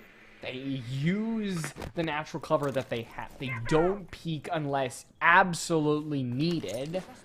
Everything just kind of lends itself towards this defensive side. Nezzy is just near that laundry side. He's not taken care of until the last second without losing a member of Barton. And with a 2v4, J-Stars over in Freezer, Toaster is still trying to get rid of some freaking hatches over in laundry. Barton are kind of coming up on answers with St. Clair. Like I said, just playing as smart as they can in this position. What can Barton do? But try to walk inside and take gunfights that they're probably not going to win, and just try to put that diffuser down, knowing death is around the corner. There should be no world in which Zerky stays alive for as long as they did, and managed to get that second kill. They got that first flank kill so early on. The player was basically alone heading towards split, and they died. And then the players on Barton did essentially nothing from what we saw to try and counter them out. They just walked back upstairs or just rotated around until finally they're just in the right place at the right time to get the kill through the hatch. And while they do get picked off in the end, that's so much damage done, especially when you're getting ready to go into the final push here and you're not expecting someone to be above you. That's just absurd that they would not clear them. That should be the first thing you do, especially when you lose one of your players that early on into your push. They need to clean up some of this drone work, I think. They need to effectively make sure they're clearing out these top floors, or that they're clearing out these spaces where St. Clair might like to be sitting, as that right there was a big example of what we saw in the first game as well, that lost Barton some of these rounds. But now St. Clair, they've leveled up more. They're playing more coordinated. They're playing more efficiently. And so if Barton keep making these mistakes, it might be that we see more rounds like the past two that we've seen, where it's just dominant from St. Clair. The lead, though, that Barton gave themselves, a 5-1 lead. That is no slouch. Like, That is probably the most one-sided you could get without just a straight 6-0. And at that point, just like call off the game entirely. And so St. Clair, they cannot make mistakes. Like, they're doing well so far in the 2 rounds that they've won, but they have to play pristine. An opening pick cannot go the way of Barton. Any refrags have to go the way of St. Clair. And when you go back and forth in the kill departments, anybody who kind of gets that started will usually end up on top. And St. Clair has to be that person. Now, pushing the envelope, getting the opening kills. Blanc actually does flirt with death a little bit, doing the opposite of what I was saying. We'll have to see if this upstairs play from Nezzy and Kira actually is beneficial to this defense, or if Barton are just kind of gotta go for a straight on sight take. Using that Twitch drone to get rid of the utility on the wall and make sure that gets open pretty easily. The Mute Jammer did not stand a chance. And while a minute 30, the main wall is open, they now have a pretty easy line of sight, well, into the site itself. And while they certainly have some more to do, they can't just push in immediately. Some players above, considering the fact that they don't really have any presence above meeting specific, or not above meeting, excuse me, above dining specifically, that means that players on the side of Barton can start pushing in and getting a bit more aggressive, getting some of these kills, getting some more positioning, flushing out some of this utility, and making some of these defenders rotate to more favorable positions that are going to be easier for the players on Barton to take those gunfights, right, to effectively get those kills. And with Blanc going down to start things out, the diffuser's already going down. Is there anyone there to stop it? Maybe Zerky, he peeks out, but he goes down. The smoke gets activated, but not enough time left remaining for them to stop the plant from going down. And well, now it's post-plant situation. 5v4, not something you see all too often. 5v3. Zerky is not going to get back up with 20 seconds on the clock for 2 members to work with. They're going to have to find a whole flurry of kills. They can't take the time to check their corners. There's no time to gather intel. It's a flawless. It puts Barton on map point. And the mistakes that St. Clair could not make have reared their head. And with a 6-3, even though those first 2 rounds of the defense were good for St. Clair, eventually the debt collector comes to collect. And Barton, 1 round away from winning Oregon, it seems like that's the inevitable path that we're headed on. Attackers need to That was the tertiary site. One that can be difficult for defending teams to win sometimes. To tertiary for a reason. Personally, I'm not a big fan of going to dining and kitchen. I prefer meeting in kitchen. But nevertheless, that doesn't necessarily mean that they are not capable of winning that one, as they are going to have to win the next 2 rounds and then win that tertiary site if they do want to make sure that they get this thing to overtime, which is doable. It's not impossible for them to do, but that was a very messy round. We'll have to clean that up, but they have 2 rounds to do so, as they do get to go back upstairs, and then they get to attack the downstairs as well, or at least Barton have to, if, well, this round doesn't end here. And the potential is still definitely there. Those 2 rounds were extremely dominant, and they look very comfortable. So I think that unless Barton are able to capitalize off that flawless round and take the momentum and push it all the way into another win, which is certainly not out of the question, I like St. Clair's chances of winning this one.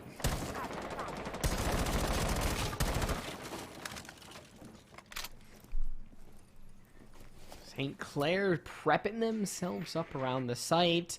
There's nothing unusual about what they're bringing. I mean, Barton likes to have that pulse underneath on this site. But St. Clair, I don't know if there's actually any roamers about it. I mean, there might be some in attic. There might be some over by that dorms area. But no, everybody's here. The whole gang is ready to party. So if Barton realize that there are no roamers, center themselves around the actual site, I think they could execute with a lot of success, because there's so much time for them to work with. But it's about recognizing that, knowing that there's not that many roamers, and so far that has not come to pass. We are seeing some drones coming in, some utility being used from the attackers to try to get this wall open, and it does succeed. They are able to, at the very least, get a sight line, and a C4 does not get much, but neither does this sight line. They can see inside, they can maybe get some frags if the players on say Clair decide to play aggressive here, but they need to get a little bit more, or alternatively actually get the wall open all the way, and that's what they do end up doing as the final ace charge does end up going out. And another lion scan is used this time. No players in St. Clair peek, and they don't decide to push off of it, but things have to start happening eventually in the deep. It's going to be the one to open things up. Salty Boy was prepping himself for that peek, but Toaster being ready for the angle. Diffuser is on the floor, so somebody will have to pick it up, but now you could honestly just go for kills with how much time is on the clock. Now that White Stairs has been relinquished, you could just take out Blood. Make your way over towards this storm area. Now that Diffuser is in your hands, your focus can change. You know where this Jaeger is. You don't have to peek him. That's not what happens. Barton hold their ground, win map 2, go to Clubhouse with honestly all the control in the world. Once again, another 7-3 map win for Barton. They put themselves up 2 in this best of 5, and that is a very powerful position to be in. More glimpses, and this time some actual dominance coming out from St. Clair. They're getting ever so better. Not enough to get another round win on the board, but to win some of these rounds more dominantly. Again, they're showing greatness. They're showing that they have what it takes to get further and to take this series and take some of these maps and get some more on the board. But Barton are just playing too consistently. The mistakes they are making, they're able to either shape up, or they just lose one and they just win the next one by just not making that mistake again. And they might make it again in the future, but it doesn't really matter all too much. It just saddens me, like I mentioned, that we're seeing such greatness from St. Clair in those brief glimpses, but St. Barton, gotta give it to them. Consistency is key, especially when it comes to Siege. I think the only part of St. Clair that really shined throughout those first 2 maps, at least in the first map, was Salty Boy, who really wasn't there on the second map. He did not have that amazing star power plays that he was able to have on Villa, and I think part of that comes down to Oregon is a bit of a different map. You're not going to go on long-winded flanks.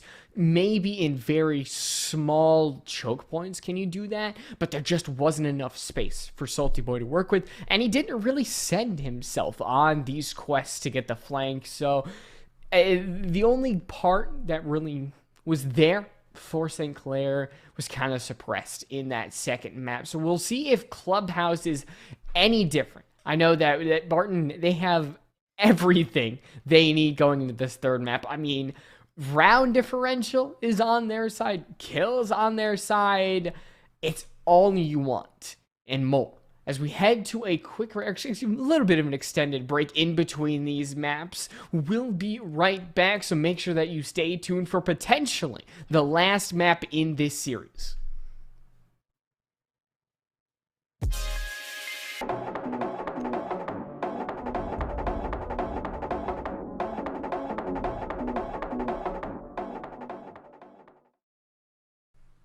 Well, straight to the third map. It's Clubhouse. It's the final potential map of the grand finals. As Barton, they've got 2. All they need is 1 more in this best of 5.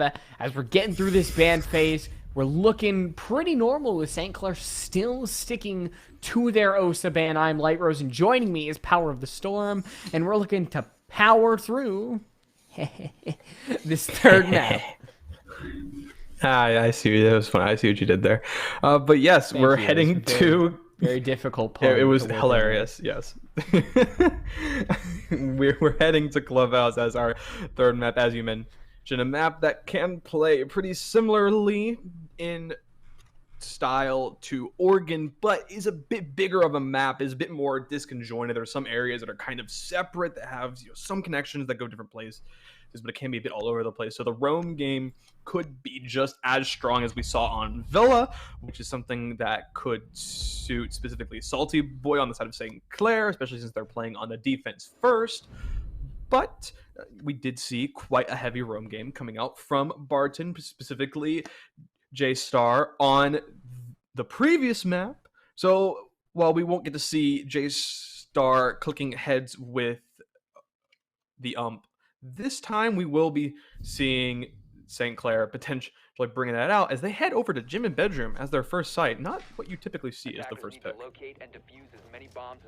It's kind of started to rise in popularity, actually. Like, CCTV has started to fade, and Gym Bedroom has really been replacing it.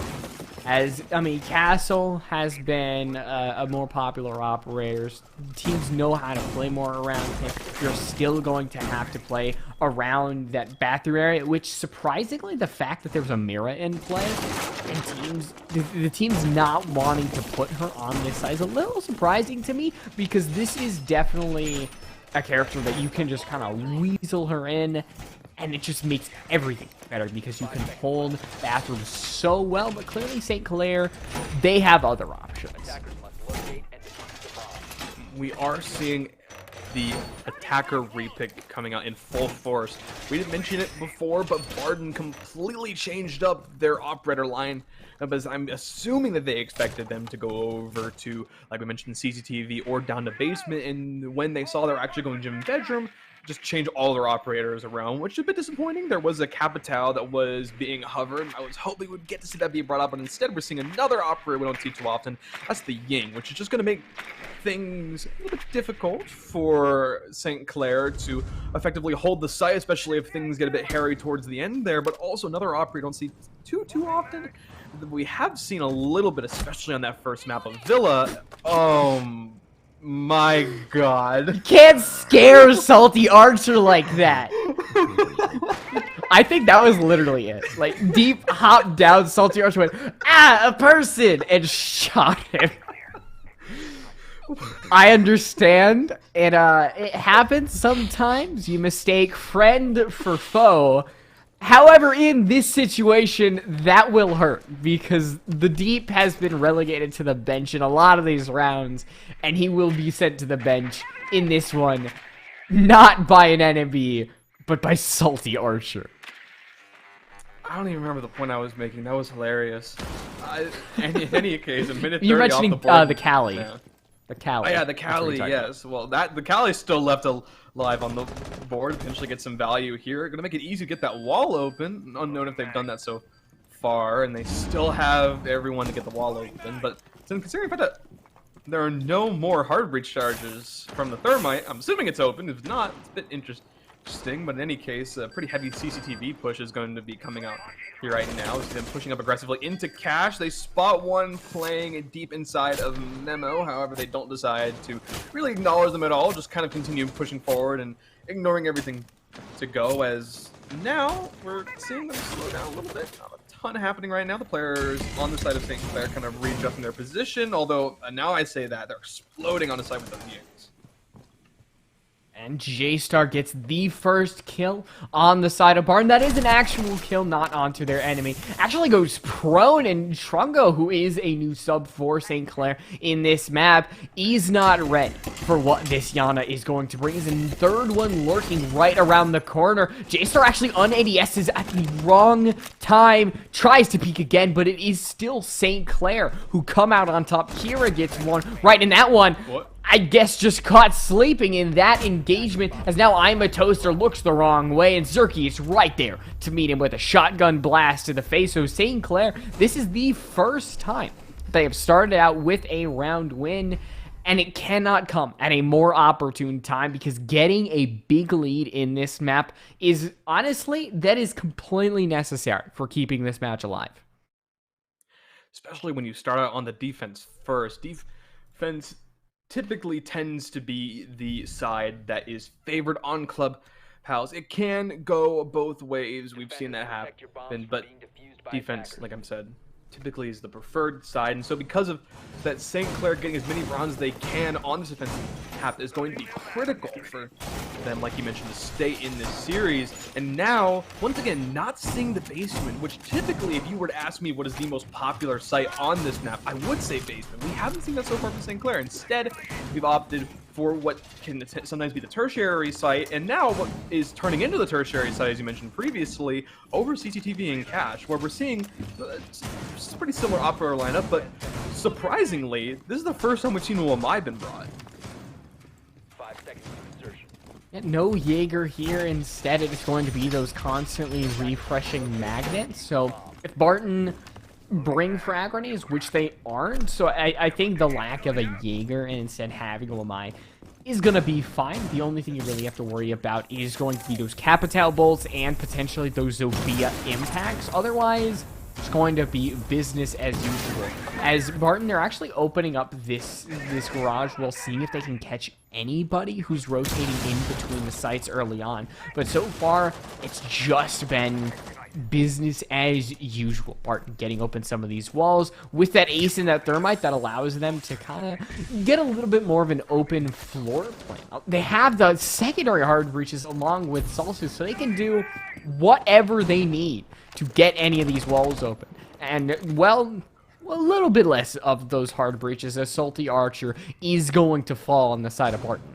I'm so looking forward to seeing the Capital being used. I think Capital is a very powerful operator, especially for this bomb site, but just isn't meant to be. They get taken now, but Blunk is dealt a hefty chunk of damage in the meantime, but gun still on the board versus a gun not on the board, and none of that utility as well, and none of those cano burners, none of that utility. And well, it looks like they're finally going to try to get the wall open. They just can't get it open.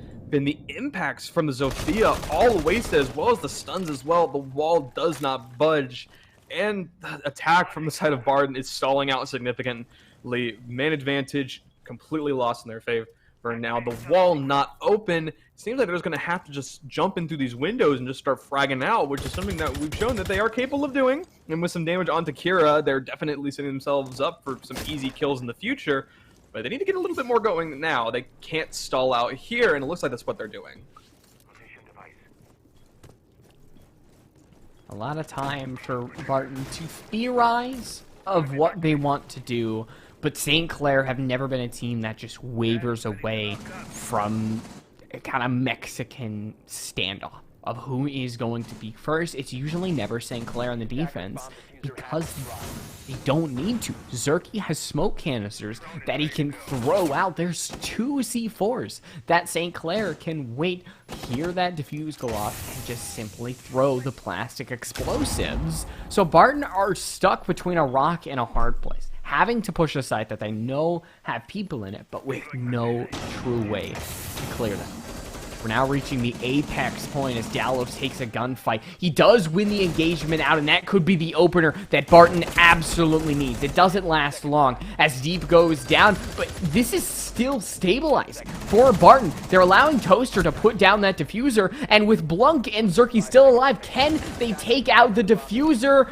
It's just J-Star and just Dallos who have to take out Blunk, who can work his way towards that diffuser. Will it go down? It does, and that changes things for the worst for the St. Clair team. It's a 2v1 as Toaster is able to be revived. A timer beeps with such low health on all sides. Who peaks first? And unfortunately, St. Clair just does not have the option of staying back and waiting. They have to push on the attack, and that will be their downfall. A very messy round there from Barton. They do win it out in the end, which I suppose is what truly matters, but they would have definitely liked for that to be a lot cleaner than it actually was. And because of that, they've shown cracks. I mean, obviously the first round was a big crack, considering the fact that they lost that one, but even when they do win, it's because of very scrappy engagement, them just kind of walking in and getting picks for free, and the players on St. Clair unfortunately not really able to shoot back as effectively as they would have liked to. And because of that, I don't know, I just feel like that this could prove devastating for Barton in the future if they don't tighten up some of that game, but just a little bit more and prevent some of these early deaths like we saw from Salty going through, making sure the wall doesn't get open as well. That was a huge blunder that went through as well. It's definitely possible for them to rebound after that win, but definitely not the rebound win that you would hope to see. You're hoping that it's a bit cleaner and that you're able, like those rounds that we saw where they got those flawless rounds and proceeded to win the next 3 in a row. You know, they want more rounds like that. All right. With Capital, we're seeing such different operators. Like Callie, I'm trying to think of a time where she's like actually utilized. I think the only time that I'm really drawing in my mind is Consulate Garage, when Thatcher would be constantly banned. Maybe that's when we would see teams bring out the Callie. Otherwise, she's almost never in play. You're always going to have other operators that can A, do her job better, or B, just have better firepower than her. She's such a high-risk, high-reward operator that teams would rather fall on a lot more reliable characters, a lot more reliable gunplay. So we'll see if Deep, who currently is 0-2, can find anything. As Dallas, the drone did give away the positioning of Omai, but that did not help that Yana in the slightest. The pre-fire could have come out, and that could have been huge to kill Blunk and effectively take garage control so early on, but it just didn't happen.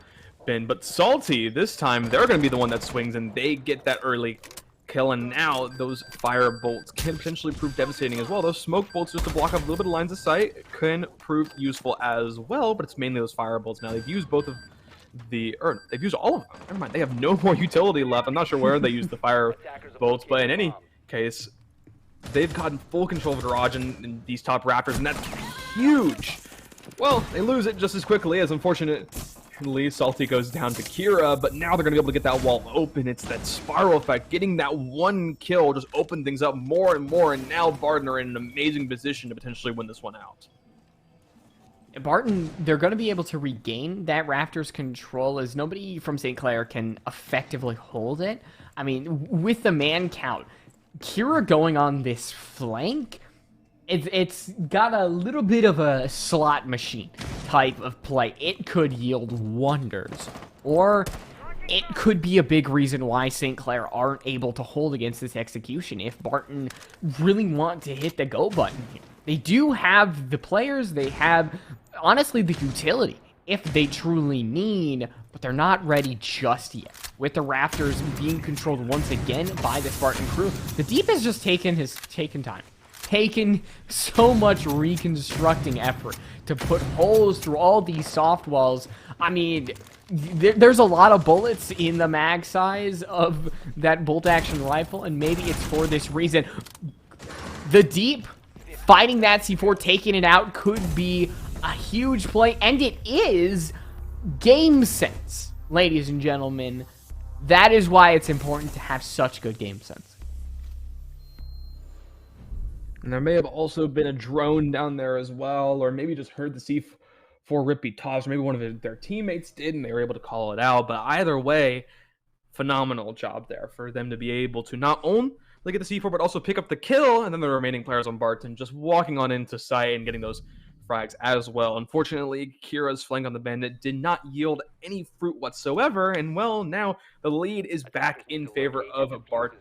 And I was worried that this might happen. I mentioned it previously, and it did indeed happen. They were able to bounce back from that scrappy win, fix their mistakes that they made in that second round, and have a lot better of a time attacking that third round. Some mistakes still weren't made from some of the players individually, but in terms of their team coordination and their effective push, it went a lot better than it did the second round. And they win a no contest, and now it's St. Clair's turn to once again not go down the basement. Why did St. Clair hate basement? It's such an amazing sight. I don't understand why they hate basement so much, but they're going to go back over to gym and bedroom, where they did win convincingly last time. But if there's one thing that Barton has shown throughout this series, that once they lose one way, they tend to fix it at the very least for the next round. And well, we'll see if they once again suffer the same fate, or if maybe finally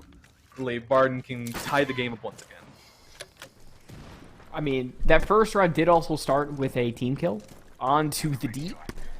So, I mean, you always got to take it with a grain of salt when that happens. It's having an extra gun, having that utility that Zofia has is always going to be a big help. As it seems, we're going to have a little bit of a duel.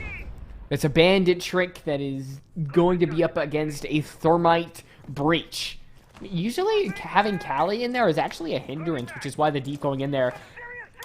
Salty just takes out Zerky.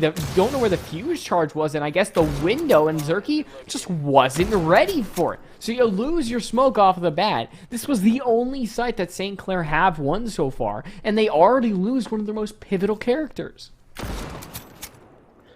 One of the things that I do want to point out about Callie, and it's something that I've been thinking about for a bit now, and I've been wondering if teams are going to utilize it more often. I think this is what we might be seeing here from Dalos and Barton specifically, is that Callie has 4 of her exploder snipes, whatever they're called. I forgot the name of them. Explosive lances. Thank you. Explosive lances. She has 4 of them. That is 4 long-range explosives that are basically ash charges that take maybe a little bit longer to explode, but they can also do a lot more. They can get rid of castle barricades. They can get rid of shields. They can get rid of utility behind a wall and behind a hard wall. There's a lot of things you can do with them, and I think that versatility is something that players and teams should not underestimate when it comes to Callie. Obviously, not the greatest operator in terms of the gun she brings to the table, but the utility is something that you cannot deny is very powerful. And I think we're seeing Barton utilize that to their full advantage. The jump in button looks so tantalizing to Fuse. He eventually will get close, as now with Barton essentially having site control, there is no reason to really fully rush the site. There is going to be one lost member of Barton, and it is Dalos, but Callie in these enclosed spaces isn't going to be the biggest of helps. Losing your fuse and losing that part of the map control will hurt you. However, J-Star immediately gains that Logitech control, and Blunk being on this stairs, J-Star knows that Jaeger is around this position. With Toaster defusing, the timer is the only thing that could potentially help this Jaeger, but the prone star, J-Star, once again wins that gunfight in Logi, and Barton continues their lead 3-1 now. St. Clair, they had like a brief morsel of a lead, and that aftertaste just immediately was washed away. Yeah, once again, we're seeing Barton do what they do best, and that's win. Unfortunately, that's just how it goes. We're looking at a potential another 7-3 victory here for Barton. Potentially even there for it to be a 7-1 at this point. Although I have faith that St. Clair can, at the very least, get another round. They seem to be good for 2, and, well, 3 if you count the previous 2 maps, which of course we do, but you want to see more. You want there to be more. You want to see them reach that success. And I'm tired of saying that. It's just so sad to see it, to see the potential being there, but we do see it. We see it all the time, and it just doesn't happen, and it's so sad. But at least they're finally listening to me. They've been watching the VOD, and they were like, "What haven't we gone basement yet?" So finally, 5 rounds into defense, they're heading down to basement, where we're going to see how Barton does against this attack, and we are seeing a buck being brought out, so vertical play is definitely not out of the question.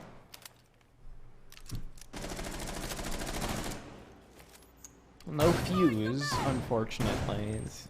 I like seeing fuse, and he did have a good impact, as Zerky was just not ready for those explosive hockey pucks that were brought in the previous one, so Yana getting in a little bit of a comfortable position as Dallo just puts his feet up, hoping to find a roamer or 2, but nobody from St. Clair is kind of sending themselves off-site. It's mainly really positioning themselves around that basement side, and that will allow Barton to go a little quick, as there actually is one person all the way over on the left side of your screen. Nezzy cut right to his death. Like, it's just as the words leave my mouth, so does the life force from Nezzy's body. not what you want to happen super early on. It seems that the drone game from Barton has leveled up, or the luck is just so on their side now that they don't even need to drone, and J-Star can just walk into strip and get a kill for free. Not sure which one. Either way, they're lucky to have it, as now they're already pushing down the main stairs, and they are getting a lot of vertical control happening right now. That Buck is completely tearing up this top hallway, making things difficult for St. Clair to really move around and get into advantageous positions. And with that, J-Star will go ahead and push all the way up into Memo, but their head gets taken off by Zerky, but not before they pick up Blunk. Even trade, but one that could prove devastating as the man count's still in favor of Bart. And there's no way for St. Clair to really defend against this vertical play. The only C4 is in Trongo's pocket, and he's not in a good position to actually take out a lot of these players like the Buck, like the Young, per se. So all St. Clair can do is just hide and wait that the Reaper does not come for them. A great shot by Zerky onto Dallos, hiding inside of Blue. The SMG-11 shots that this player has been able to hit is very impressive. So not only do they even up that man count, they also keep the map control. They're so pivotal in these late round areas. As Kira, well, that's 4 flashbangs being thrown in this area, as this small little deployable shield is the only thing keeping them from death. Shots are sent on over there, but nobody actually kills the Wamai. Salty goes down, Toaster goes down. Barton pays for not shooting the Wamai behind the deployable shield, and it is not because of a lack of information. He was just standing there, but it wasn't menacingly. He was just standing there, and it was just such an easy kill. I know there are other players on the side of St. Clair to worry about, but you know he's there, and your team isn't watching it either, which is just, I have no clue what happened there. That just was it seemed like they were just intimidated by Zerky's SMG-11. They were so worried about it, they had to drop everything they were doing and completely focus on that player over there and ignore the other player that was the more immediate threat sitting in the corner behind a shield. I mean, hey, look, happens to the best of them. You know, they're still up in the round. They still have 1 round lead. But St. Clair, I said they were good for at least 1 more, and they do get off the back of Zerky in particular. They're hitting some amazing SMG-11 shots, and also some interesting choice of attention from the players on Barton. And well, now back up to Gym Bedroom, where hopefully Barton won't be too impacted by that loss, but also hopefully St. Clair can turn that one into another and for the first time tie up a half. Well, I mean, there's still 3 minutes, though, before St. Clair has the chance to do that. And if they do, that's probably the best we've seen them so far. It's been 4-2 and then 5-1. And Barton's won all 2 maps. And St. Clair cannot afford to lose another map. So Barton has to be ready to steal this round away from St. Clair, and it is going to start as every single round has started, with all the hard breach they have just opening up so many walls. As well, there is going to be a bandage charge on the wall that Toaster just kind of backs away from. He doesn't need to, zap himself to death, but that does mean needs a little bit of health, as Kier just goes back and forth between these walls. Will they win the back and forth game?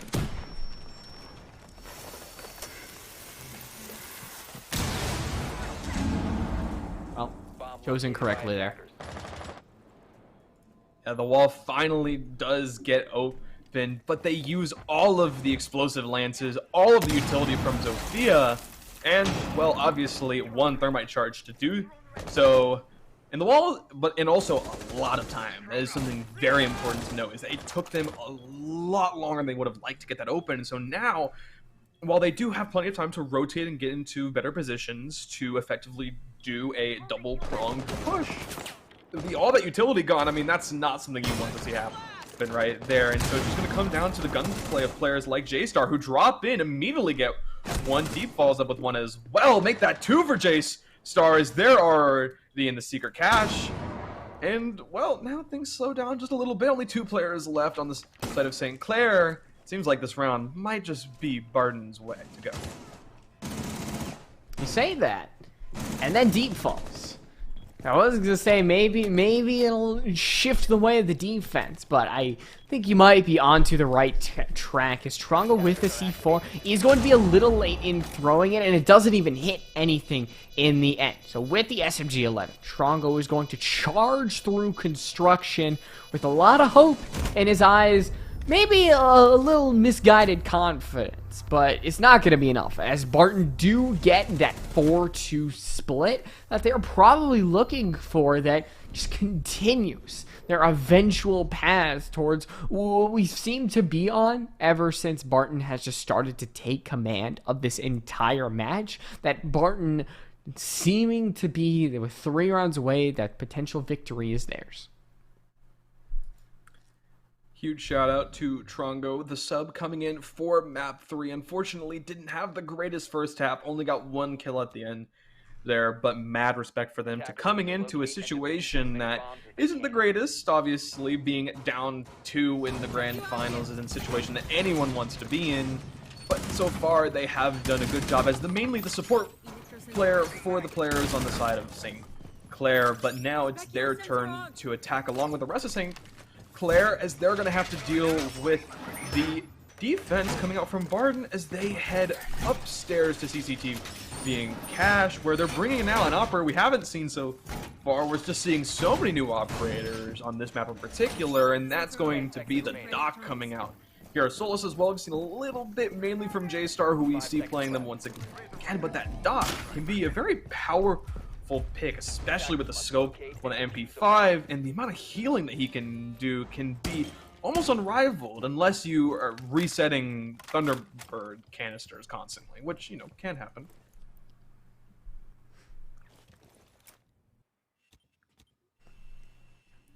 A lot of quiet early on, as the last time we saw somebody over by Strip, it was, well, when we saw their death as J-Star walks outside, gets detected, and with nobody around, heads right back inside. With St. Clair still just hell-bent on opening this wall, that is mainly where they are set, on this eastern side, with nothing to do with anything else.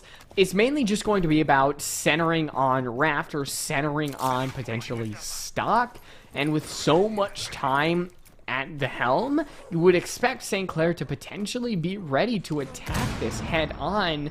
And unfortunately, that frag grenade is just going to miss. The second one gonna hit. It flies on through, only does a little bit of damage to Toaster. So St. Clair, there's no more frag grenades, and they lose Nezzy now. Everything is not coming up St. Clair. J-Star, please stop swinging. You already got one. That's enough. You can calm down, please. There's another run out this time. Nothing gotten from it, similar to the first one, but just J-Star is just thinking faster than I'm even able to comprehend. Finally taken down now, as they don't notice that Kira has slinking inside of the storage room, but still, it looks like right now the players on St. Clair, even though it is tied for man count, they've stalled out significantly, and losing another one there to I'm a Toaster is not what you want to see. They're hoping to stabilize a little bit more, and they're going to push in now with the Lion scan to maybe try and get a bit more space, maybe get a pick to someone who might be playing a bit aggressive, but so far not a whole lot being gained. They do have lounge control, so I guess that's better than nothing. St. Clair not having Raptors control is probably going to be the key to everything. Because, I mean, Kira can push forward, but as long as the deep is still in Raptors, you always have to play with an eye in the back of your head. Just like that. It's Trongo again in a 1v4. Deep just peeks. I think that might have been 3 for them. A great shot. And the train just keeps on chugging.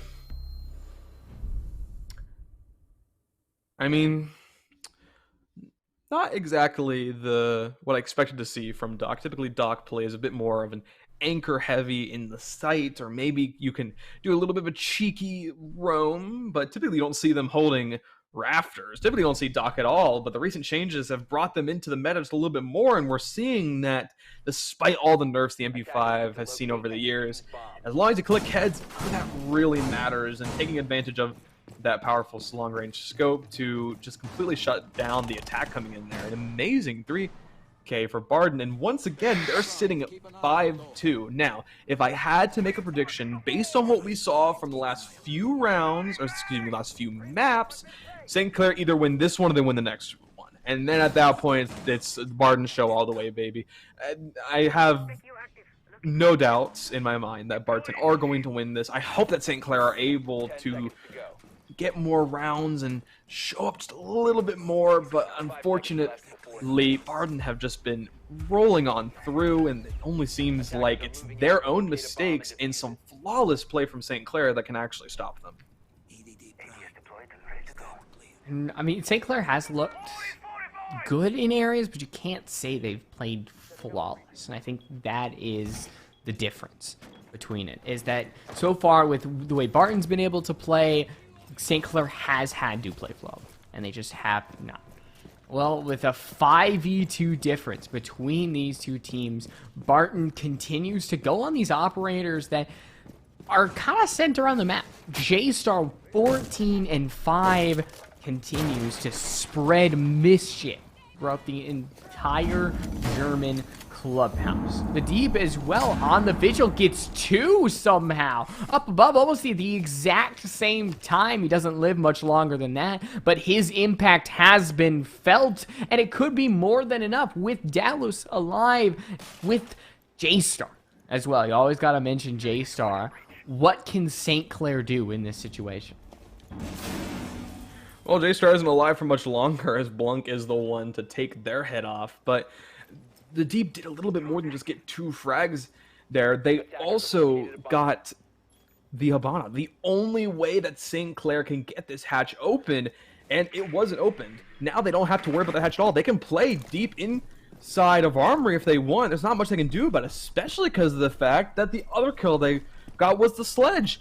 And now, because of that, there's hardly any vertical play they can do. They instead have to use maybe some frag grenades to open things up. That's not going to work out too well. Or actually, the hatch did get open. My mistake. I swear I saw it not get open previously, but I guess that means that that entire point is mute. But still, the sledge being gone means that not as much vertical play can happen aside just from this hatch. And players on the defense have been able to counter that. They've been dealing with that for long enough that they're not too concerned about it. St. Clair, they've got time that could be used wisely, but the fact that Salty Archer knows where St. Clair is, can just use the 2 smoke canisters that he has, just wait out the time. That is the thing that St. Clair can't really do much. The drone will get used for information, but I think it's information that St. Clair can't do too much off of. They know that Salty Archer is around because the smoke canisters have been deployed. And with 20 seconds, you are going to see St. Clair hit the go button, but the smoke canisters immediately going to have them scatter. Salty Archer goes down, but with 2 simple sprays, it's Barton who puts themselves on map, match, and series point. Unfortunately, hot dropping the hatch, especially when Barton are expecting it, isn't the greatest plan, but it was one of the only few things they could do. And while they were able to get 1, in the end, it wasn't enough. And as you mentioned, Barton put themselves in the position that St. Clair were dreading this entire series. Match point, map point, series point. And unfortunately, St. Clair, they have not been able to muster more than 8 rounds. Very, very unfortunate. You would hope that they would be able to do just a little bit more to maybe eke things out, but Barton have just been playing too good. They've been playing nearly flawlessly aside from some mistakes. And while St. Clair were able to capitalize in those moments, they weren't able to capitalize enough, or mistakes just weren't all too common to begin with. Now, maybe I'm talking too much like this map is over. Like I said, there is still the potential for St. Clair to win another one. I do believe they will win this map just because that is what St. Clair like to do. They like to get things 7-3. But maybe Barton want to break that curse. Maybe they want to just end things here, right now. And, well, what a poetic way to do it would be going to Gym Bedroom, the site that St. Clair chose a lot on their defense. Imagine if they were able to show them how it's done and take this one convincingly to close out the series.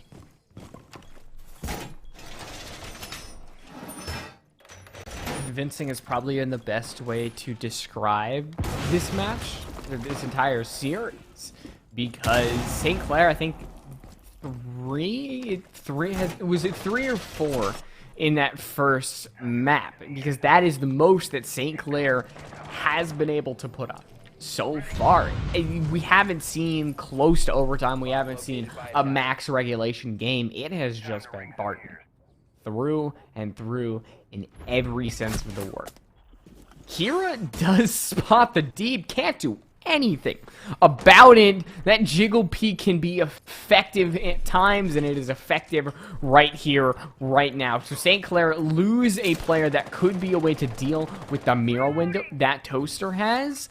So now, well, that's 1. 4 more to go for Barton to claim victory in this season.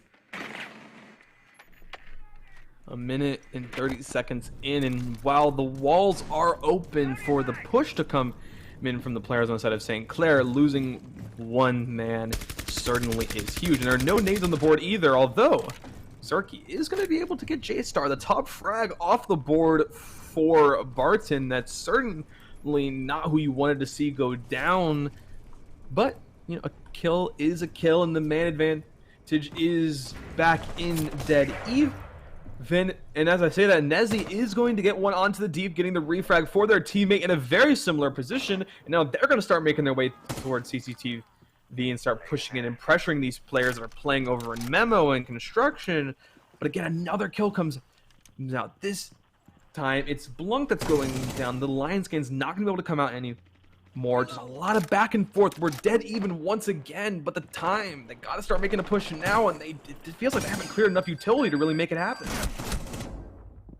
Oh, Toaster loses the gunfight, and now Nezzy can take control of logistics. Barton could see this round slipping right before them, but Salty Archery is right there from behind the mattress. It's a 1v2 with the smoke right at the center. 15 seconds left. Down goes Zerky, and all Archer could do is wait for the ace to appear, and with one shotgun blast, it's Barton who put themselves on top and win the grand finals. It may have taken over a month for this to happen, but in the end, it is going to be the 3-0 sweep from the Barton Community College to take this series 7-3 the first 2 and then 7-2 the last. I mean, dominant performance. The only way to put it. It wasn't flawless by any stretch of the imagination, but it did not look like that there was ever an opportunity for them to really lose that one. There a few rounds maybe they looked a little shaky, and there were some that they did end up winning where it wasn't clean either, but a win is a win, and they just carried that mantra all the way until the very end, where it is the clutch 1v2 to close things out for Barton, and they do it in the end. An amazing work from them, and GG's to both of these teams, although a massive GG, of course, to Barton for winning it out. Yeah, I think the best way to describe this is that the only time St. Clair was able to win was when Barton made mistakes. That's how you know that the tempo was dictated by them the entire time. It's not that Barton would play, super amazing. It's just that they played better than their opponents. And only when they faltered did a loss actually start to rear its head. As now we kind of start to wrap up this season. And surprisingly, it's 2023. You think that the fall 2022 season would end in 2022, but that's not our fault. That's Ubisoft. Yeah. So as we head into the next season, we do want to remind you that spring 2023 starts February 15th. That is almost exactly a month away with Super Smash Bros. Ultimate. And you want to send us out tonight? Of course. Thank you so much, everyone, for having me. It was great working with you, as always, Light Rose. And while this game may not have been as close as we may have wanted, and while it may not have felt like a BO5, it certainly was fun watching these teams go at it and really show their all and close out the fall 2022 season with not the greatest match of all time, but certainly one that was entertaining nonetheless. So, once again, thank you guys so very much for joining us here. I think that's all I have to say from us today. So unless there's any more closing thoughts, that should be all. Yeah, we thank you guys so much for tuning in, and we will see you next time.